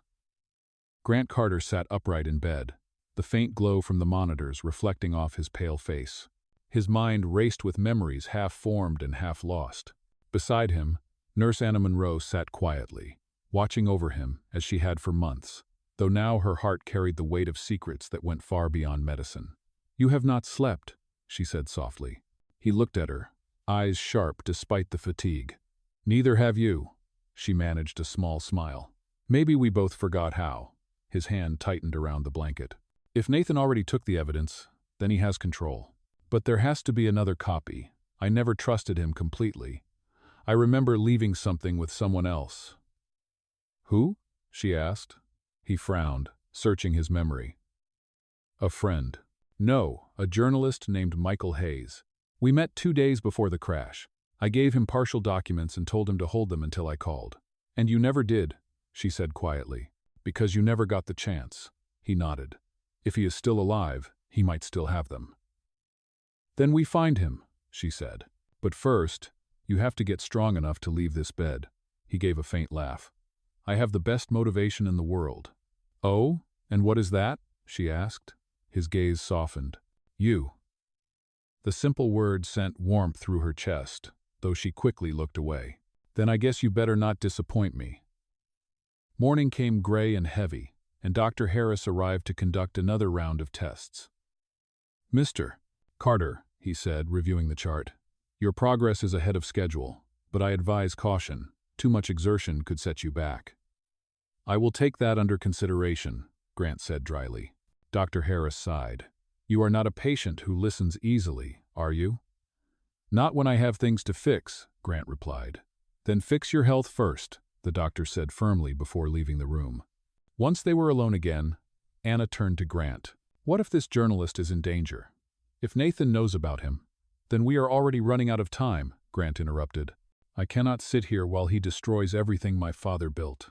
You could die if you push too hard, she said. He looked at her, his voice quiet but steady. I already almost did. The second chance I have it is because of you. And I am not wasting it hiding behind hospital walls. She wanted to argue, but the conviction in his tone stopped her. Instead, she said, Then let me help you plan it right. That evening, while he rested, she used the hospital's computer to search for Michael Hayes. The name led her to an independent journalist, listed as missing for 6 months. Her pulse quickened. She dug deeper, reading through old articles until she found one signed with his name, a piece about corruption within Carter Industries, published only a week before his disappearance. When she returned to the room, Grant was awake, his eyes on her. What did you find? He is missing, she said quietly. Last seen the same month as your crash. Grant's jaw tightened. Then it is worse than I thought. Grant, she said, her voice trembling. You cannot blame yourself for this. I can if he died because of me, he said. Nathan must have found out what he knew. We do not know that yet, she said, though the fear in her chest told her otherwise. We will find out the truth. You say that like you are part of this now, he said. She looked at him steadily. I am. He smiled faintly. You are stubborn. So are you, she said. That is why you are still alive. Late that night, while the rest of the hospital slept, Anna slipped into the hallway with her phone. The anonymous message she had received days ago flashed again in her mind. Be careful who you trust. She hesitated before dialing the number of a contact she knew in the local police department. Detective Moore speaking, came the voice on the other end. This is Anna Monroe from Westbridge, she said quietly. I need to ask about an old case, the car accident involving Grant Carter. Do you still have the records? The detective paused. Those files were sealed under court order. By who? The Carter family, he said. Specifically Nathan Carter. Her stomach turned. Is there any way to access them? Not without legal authorization, the detective said. But, Miss Monroe, off the record, if you are involved in whatever is happening, you should get out now. People connected to that case have disappeared. Thank you, she said, and ended the call. When she returned to the room, Grant was sitting up, awake again. I know that look, he said. You found something. The files are sealed under Nathan's name, she said quietly, and the detective warned me to stay away. He said people connected to your crash have disappeared. Grant's expression darkened. Then we are getting close. You mean we are in danger? She corrected. He looked at her for a long moment before saying softly, Then I guess it is a good thing I am not facing it alone. She exhaled shakily. You are impossible. You told me once that kindness was your medicine, he said with a faint smile. Looks like it is contagious. Outside, lightning cracked through the dark sky again, illuminating the glass walls of the hospital. Anna stood near the window, watching the rain pour down in silver sheets. Behind her, Grant whispered, almost to himself, This time, I am not running from the storm. I'm going to face it. She turned toward him, her voice barely a whisper. Then so will I. In that fragile, storm-lit room, 2 lives that had collided by chance were now bound by something stronger than circumstance, truth, danger, and a promise neither of them would break, no matter the cost. The storm finally cleared by dawn, leaving the city washed clean beneath a pale blue sky. At Westbridge Private Hospital, the corridors smelled of antiseptic and fresh coffee, yet inside Room 7, tension hummed quietly beneath the surface. Grant Carter was sitting upright for the first time without assistance, his muscles still weak but his resolve sharper than ever. Nurse Anna Monroe entered carrying his breakfast, her movements calm though her mind was racing. She had spent the night replaying every word from the detective's warning. People connected to the crash had disappeared. She placed the tray down gently and said, "You should eat something before your therapy session." He looked at the food but did not touch it. "Anna, we cannot stay here much longer.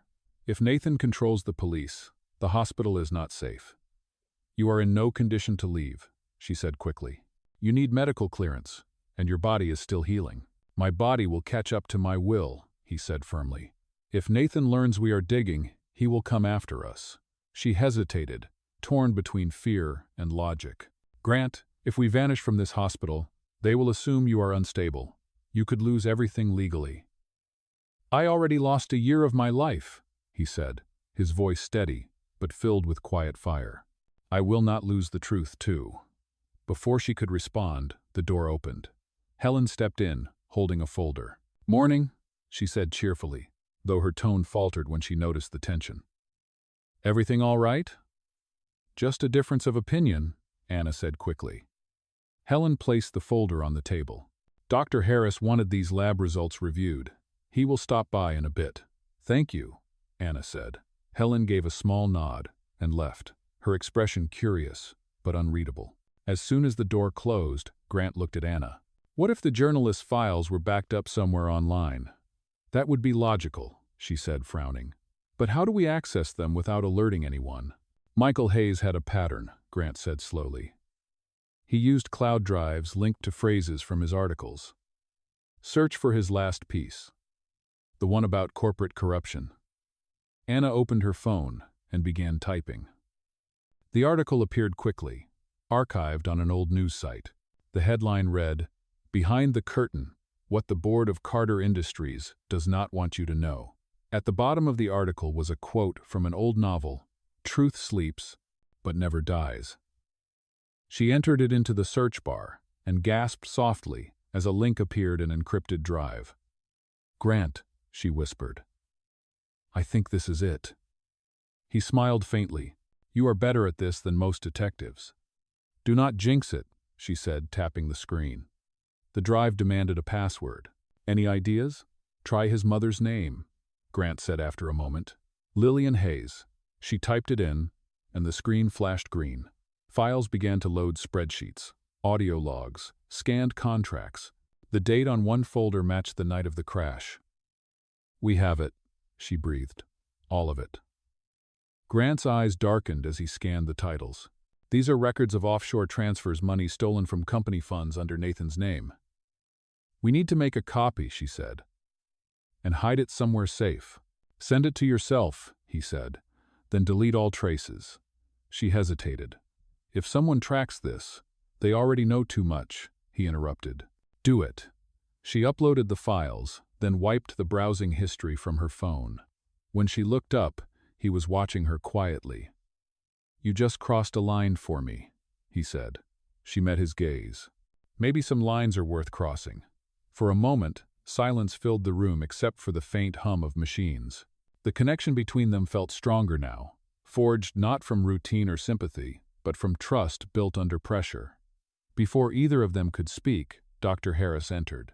"Mr. Carter, good news," he said. "You are well enough to move to the private recovery suite tomorrow." "That will not be necessary," Grant said smoothly. "I prefer to stay here." The doctor frowned. "That is unusual. The other room is more secure." Anna's pulse quickened. Secure. That word had never felt more dangerous. "We will discuss it later," she said quickly, steering the conversation away. Dr. Harris nodded reluctantly. "Very well. I will finalize your transfer in the morning." When he left, Grant turned to her. "Secure means monitored. They will watch everything." "Then we cannot let that happen," she said. "We leave tonight." "You are serious?" he asked. "Completely." That evening, after the last round of nurses changed shifts, Anna returned with a small duffel bag. "You have about an hour before security does rounds," she whispered. Grant swung his legs off the bed slowly, wincing from the strain but determined. She helped him into a plain sweatshirt and jeans from the lost and found. "You look almost normal," she said with a faint smile. "Almost," he replied, his tone soft but resolute. They slipped through the back hallway, avoiding the main elevator. The emergency exit at the end of the corridor led to the staff parking lot. Her car, a small silver sedan, waited in the shadows. The rain had started again, steady and cold. As she helped him into the passenger seat, Grant looked at her. "You do not have to do this." "Yes," she said quietly. "I do." They drove through the sleeping city, headlights cutting through the mist. "Where are we going?" he asked. "Somewhere safe," she said. "A friend of mine has a cabin outside the city. No one will think to look there." He leaned back, closing his eyes. "You are saving my life again." "No," she said softly. "This time, we are saving it together." Behind them, the hospital loomed in the distance, its windows glowing faintly against the storm. Inside, the empty room 7 was already drawing attention. Helen stood at the door, frowning at the untouched bed and the missing charts. She pulled out her phone and dialed a number. "They are gone," she said quietly, just like he said they would be. The voice on the other end was calm and measured. "Then it begins." Outside, Anna drove deeper into the night, unaware that the circle of danger was already closing in around them. The drive through the countryside was long and quiet. The only sound, the steady hum of the engine and the rain tapping against the windshield. Nurse Anna Monroe kept both hands on the steering wheel, her eyes fixed on the dark road ahead. Grant Carter sat beside her, his head resting against the seat, his face pale but composed. He had insisted they leave the city before sunrise, and now the hospital was miles behind them. "We should reach the cabin in about 2 hours, she said softly. "Are you holding up?" "Barely," he admitted. "But I would rather be in pain than powerless." "You should not have left the hospital this soon," she said. "Dr. Harris will think you are missing." "He will not think for long," Grant replied quietly. "Nathan probably knows by now. He has eyes everywhere." The windshield wipers brushed away the rain, revealing endless rows of trees and the faint outline of mountains in the distance. The isolation felt both comforting and unnerving. Anna glanced at him. "You are sure about this journalist? If the files we found online were real, they are enough to expose Nathan already." "They are not complete," he said. "Michael Hayes never sent the final evidence. Without it, the case will not hold in court. We need the rest." "And you think it is at this cabin?" she asked. "Michael owned a small property near here," Grant said. "He told me once he kept backup somewhere, no one would think to look." "Let us hope he was telling the truth," she murmured. The road narrowed as they drove deeper into the woods. The rain softened into a mist, and the sound of the city vanished entirely. The cabin appeared near the edge of a lake, its roof half hidden beneath tall pines. Anna parked the car and turned off the engine. "This is it," Grant said quietly. She helped him out of the car, his movements slow and stiff. They made their way up the wooden steps to the front door. The lock was old, but it opened with a gentle push. Inside, the air smelled of dust and pine. A single lantern hung from the ceiling, and stacks of papers and books covered the small table near the window. "Looks abandoned," Anna said. "Maybe no one has been here in months." "Or someone wanted it to look that way," Grant said, scanning the room carefully. He moved toward the table, his fingers brushing over the papers. "This handwriting," he murmured. "It is his."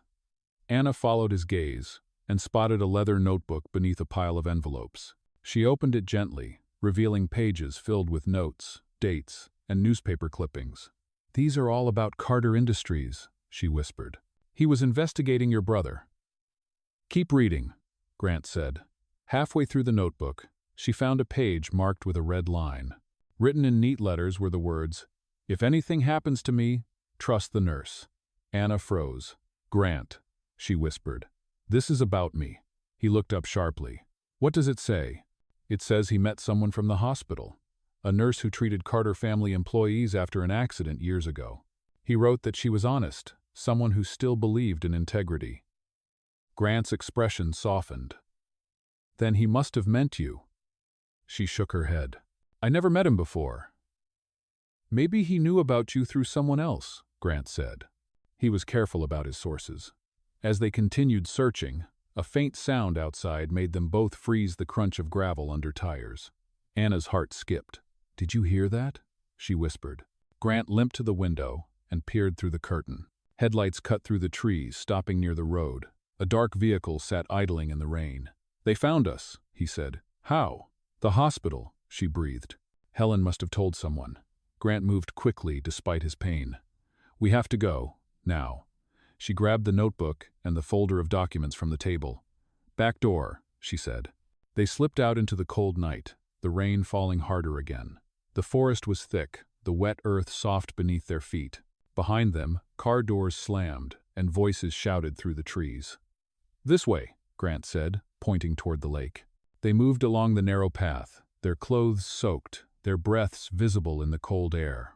We cannot outrun them forever, Anna said, her voice trembling. We will not have to, he replied. There is an old boathouse ahead. They reached the wooden structure by the edge of the lake and ducked inside. The smell of damp wood and oil filled the air. Grant leaned against the wall, catching his breath. We need to hide the notebook, he said. Anna looked around, spotting a loose floorboard near the corner. Here, she said, prying it open with her fingers. She slid the notebook and folder beneath it, then replaced the board. Footsteps crunched outside. Flashlights swept across the trees. Stay quiet, Grant whispered. They pressed against the wall, their hearts pounding in unison. The door creaked open slightly, and a beam of light cut through the darkness. A man's voice called out, "Check the cabin, they might still be inside." Anna held her breath as the footsteps moved away again. For several long minutes, the only sound was the rain. Finally, the engine roared to life, and the voices faded into the distance. She exhaled shakily. They are gone, Grant nodded, his hand trembling from exhaustion. Not for long. They will come back. She touched his arm gently. Then we move at sunrise. He met her gaze, his voice barely above a whisper. Anna, if something happens to me. Do not. She interrupted. You are not dying again, not on my watch. A faint smile touched his lips. You really are impossible. So I have been told, she said softly.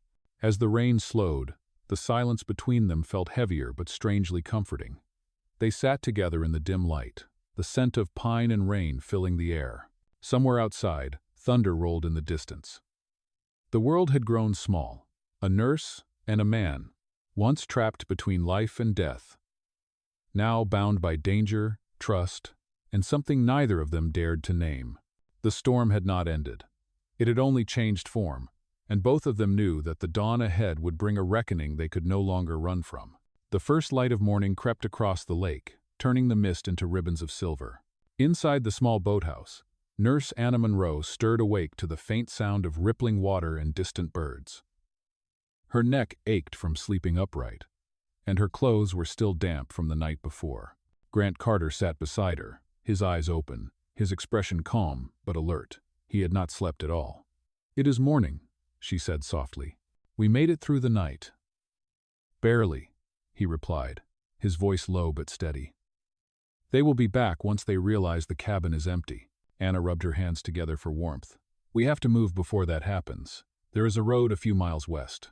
If we follow the lake, it should lead us there. Grant nodded, then tried to stand, wincing at the pull in his leg. Easy, she said, helping him balance. You still need to heal. Healing can wait, he said quietly. Justice cannot. They stepped out into the cold morning air. The forest smelled of pine and wet earth. Fog drifted low across the ground, blurring the edge of the water. Anna led the way, her shoes sinking slightly into the muddy path. Once we reach the road, we can find a place with cell service, she said. We need to contact someone trustworthy. That is the problem, Grant said. I do not know who that is anymore. You trust me, she said. That is enough for now. His answer was soft but certain. It is. They walked for nearly an hour, stopping often so he could rest. The trees thinned, and a narrow stretch of road appeared ahead, cutting through the woods like a lifeline. Anna helped him sit on a fallen log. I will check for signal, she said, pulling out her phone. She climbed a small ridge, holding the phone high. The screen flickered to life. 2 bars. "Got it," she whispered. She scrolled through her contacts, her finger hovering over Detective Moore's number. Before she could press call, the phone buzzed in her hand. A text appeared from an unknown number. "You cannot run from blood. Turn back before it is too late." Her stomach dropped. She quickly deleted the message and walked back to Grant. "Did you reach anyone?" he asked. "Not yet," she said, forcing calm into her voice. "The signal is weak." He watched her closely, sensing her unease, but choosing not to press. "We will try again once we are further out," he said. They followed the road for another mile, until the sound of an approaching engine made them both stop. A dark SUV appeared from around the bend, moving slowly. Anna's pulse quickened. "Grant," she whispered, "we have to hide." They darted off the road, crouching behind a cluster of trees. The SUV rolled past, its tinted windows reflecting the gray sky. No faces were visible, but the logo on the license plate frame made her blood run cold. Carter Industries Security Division. "Nathan's men," Grant whispered. "They are tracking us already." "How?" Anna asked, her voice trembling. "The hospital," he said. "He probably traced the car or hacked my medical file." "Then we need to move faster," she said. They continued through the woods until the sound of the SUV faded completely. When they reached a small clearing, Grant sat heavily on a rock, breathing hard. "You should not push yourself this much," she said.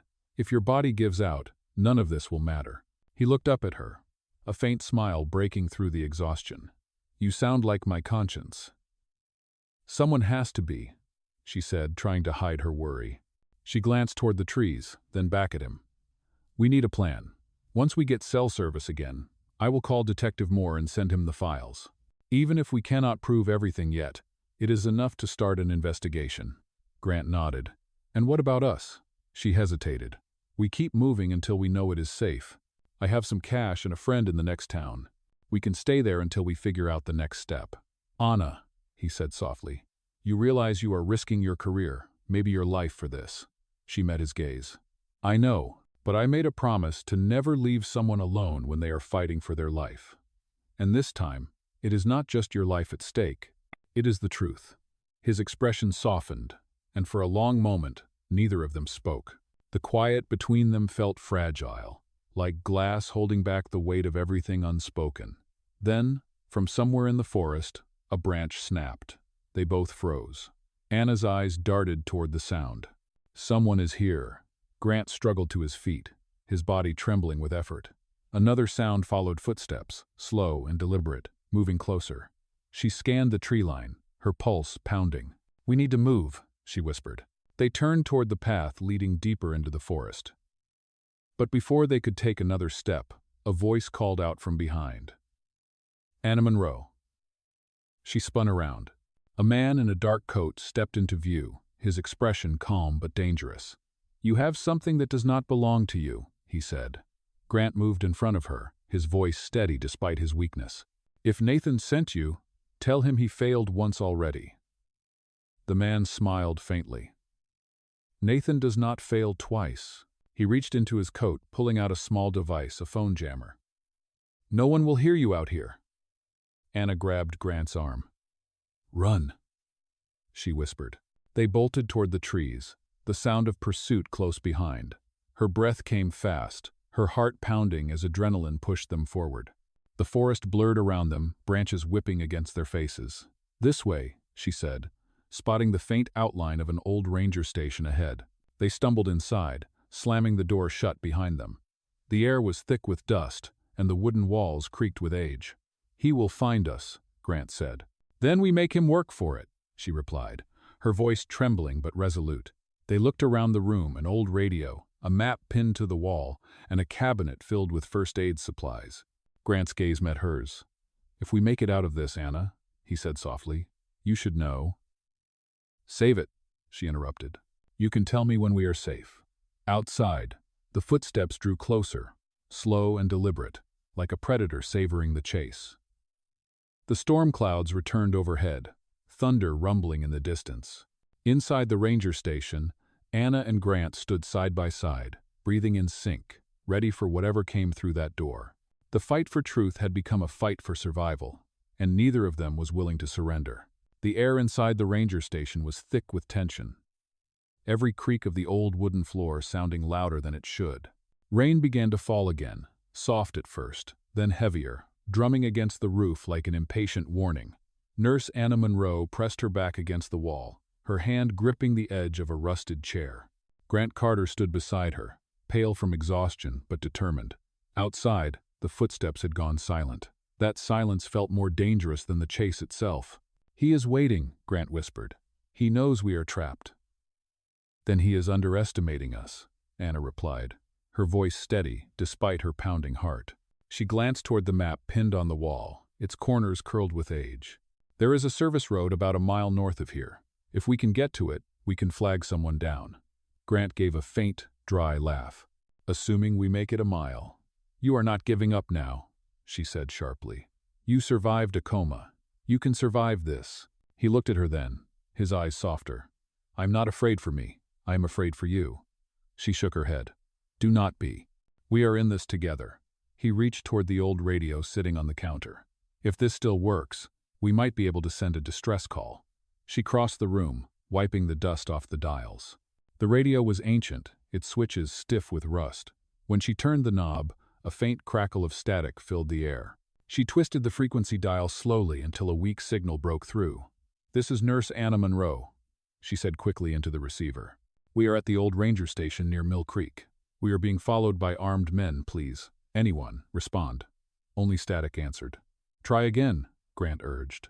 She repeated the message, but still no response came. "The jammer," he said quietly. "He is blocking the signal." She cursed under her breath, slamming her hand against the counter. "Then we buy time another way." Outside, thunder rumbled, followed by the crack of lightning that briefly illuminated the trees. In that flash, she saw movement, a dark figure standing near the tree line, watching. "He is there," she whispered. Grant moved closer to the window, peering through a crack in the wood. The man in the dark coat was still, deliberate, his face hidden beneath a wide-brimmed hat. "He is alone," Grant said. "That means he is confident." "Or reckless," Anna said. "Either way, we use that." Grant turned to her. "You have a plan?" "I always have a plan," she said, though her voice trembled slightly. She pointed to a metal fuel can near the door. "Old ranger stations usually have supplies for emergency fires. We can use that." He frowned. "You are suggesting we set a fire?" "A signal fire," she said. "If we can get enough smoke up, someone might see it from the highway. Or he might see it first. Then it will force him to move," she replied. "And movement gives us a chance." Together, they dragged the fuel can to the center of the room. Anna tore pages from the old map and some leftover paper scraps, building a small pile. "You sure about this?" Grant asked. She nodded. "I am a nurse. I fix people, not situations like this. But desperate times." "Desperate times," he echoed. She struck a match from a first aid kit, the flame flickering weakly before catching. The paper ignited, sending a curl of smoke into the air. Within seconds, the fire grew, warm and alive, the smoke thickening near the ceiling. They opened the windows slightly to vent it upward. "Now we wait," Anna said. The silence stretched, interrupted only by the rain and the crackle of fire. Grant leaned against the wall, his breathing uneven. "Anna," he said softly, "if this goes wrong, do not," she cut in. "You can tell me everything after we survive this. I just need you to know," he said, his voice low, "that what you have done for me, it goes beyond gratitude. You gave me my life back." She looked at him, her eyes glistening in the dim light. "Then live it, Grant. That is all the thanks I need." Outside, a sharp sound broke through the rain, a gunshot. The window shattered, glass spraying across the room. Anna dropped to the floor, pulling Grant with her. "He is shooting!" Grant hissed. "We need cover!" The fire roared higher, smoke filling the air. "That is our cover," she said, coughing. "Go, through the back." They crawled toward the rear door, the smoke thick enough now to blur the outlines of the room. Anna pushed the door open, the cold rain rushing in like a lifeline. "Go!" she shouted. Grant stumbled through, his arm slung over her shoulder. Behind them, the fire consumed the wooden walls, its glow cutting through the fog like a signal beacon. The man outside turned toward the blaze, raising his weapon again, but before he could fire, the ranger station's roof gave way with a deafening crash. The explosion of sparks and flame forced him to retreat. Anna and Grant slipped into the forest, using the smoke as cover. They ran until the sound of the fire was a distant echo. Finally, they stopped near the base of a hill, both gasping for breath. Grant leaned against a tree, his body trembling. "You set the whole place on fire," he said between breaths. "It worked, did it not?" she replied, her voice shaky but proud. He looked at her, and despite the exhaustion, he smiled. "You are remarkable." She shook her head. "No, just stubborn." "Same thing," he said. In the distance, the faint wail of sirens broke through the rain. Anna turned toward the sound, relief flooding her. "Someone saw the smoke." "Then let us hope they reach us before he does," Grant said. She nodded. "Come on, we are not done yet." Together, they moved toward the road, their silhouettes faint against the gray dawn. Behind them, the ranger station burned bright against the storm, a beacon of truth rising from the ashes of fear. But as they disappeared into the mist, neither of them knew that the man in the dark coat was still alive, and already calling someone who waited on the other end of the line. The storm, it seemed, was far from over. The sirens grew louder as dawn broke through the thinning storm, casting pale light over the wet asphalt and the dark line of trees. Nurse Anna Monroe guided Grant Carter down the narrow path until they reached the edge of the highway. Both were drenched, exhausted, and covered in soot from the fire that had consumed the ranger station. Grant's body trembled with fatigue, but his grip on her hand was firm, unyielding. A patrol car appeared in the distance, its lights flashing red and blue through the mist. Anna stepped into the road, waving her arms. The vehicle slowed and stopped beside them. Two officers stepped out, their faces wary but alert.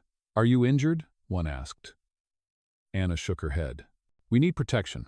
This man is Grant Carter. He was targeted by his brother Nathan Carter. There are men chasing us. Please, you have to call Detective Moore." The officer exchanged a glance with his partner before speaking into his radio. "Dispatch, this is Unit 12.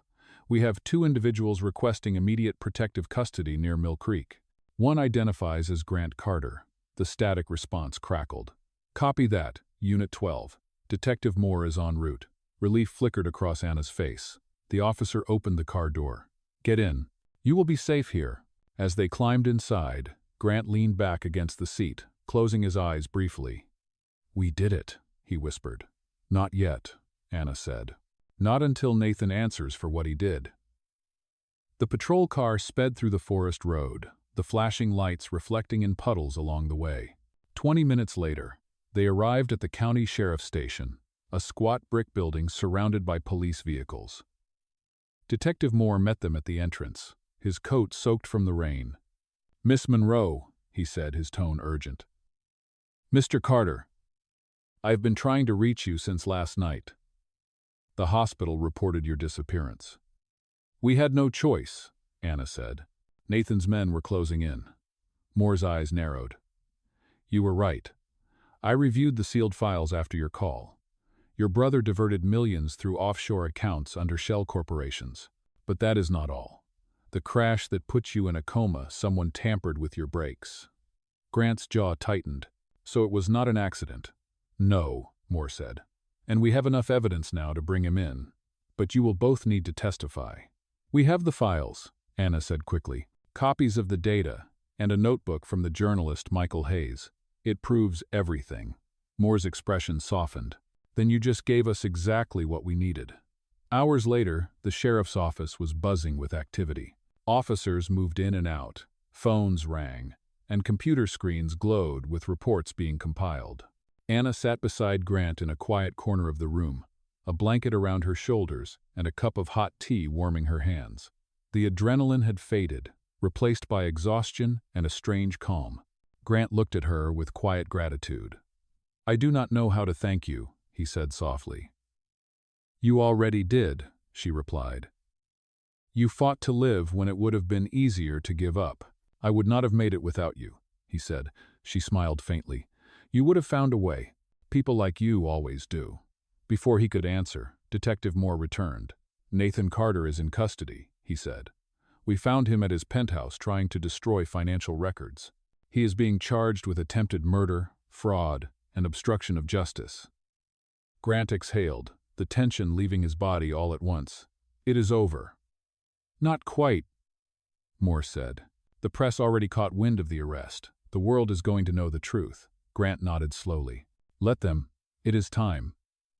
Later that evening, as the rain finally stopped and the sunset painted the sky gold and crimson, Grant stood outside the station beside Anna. The air smelled of wet earth and renewal.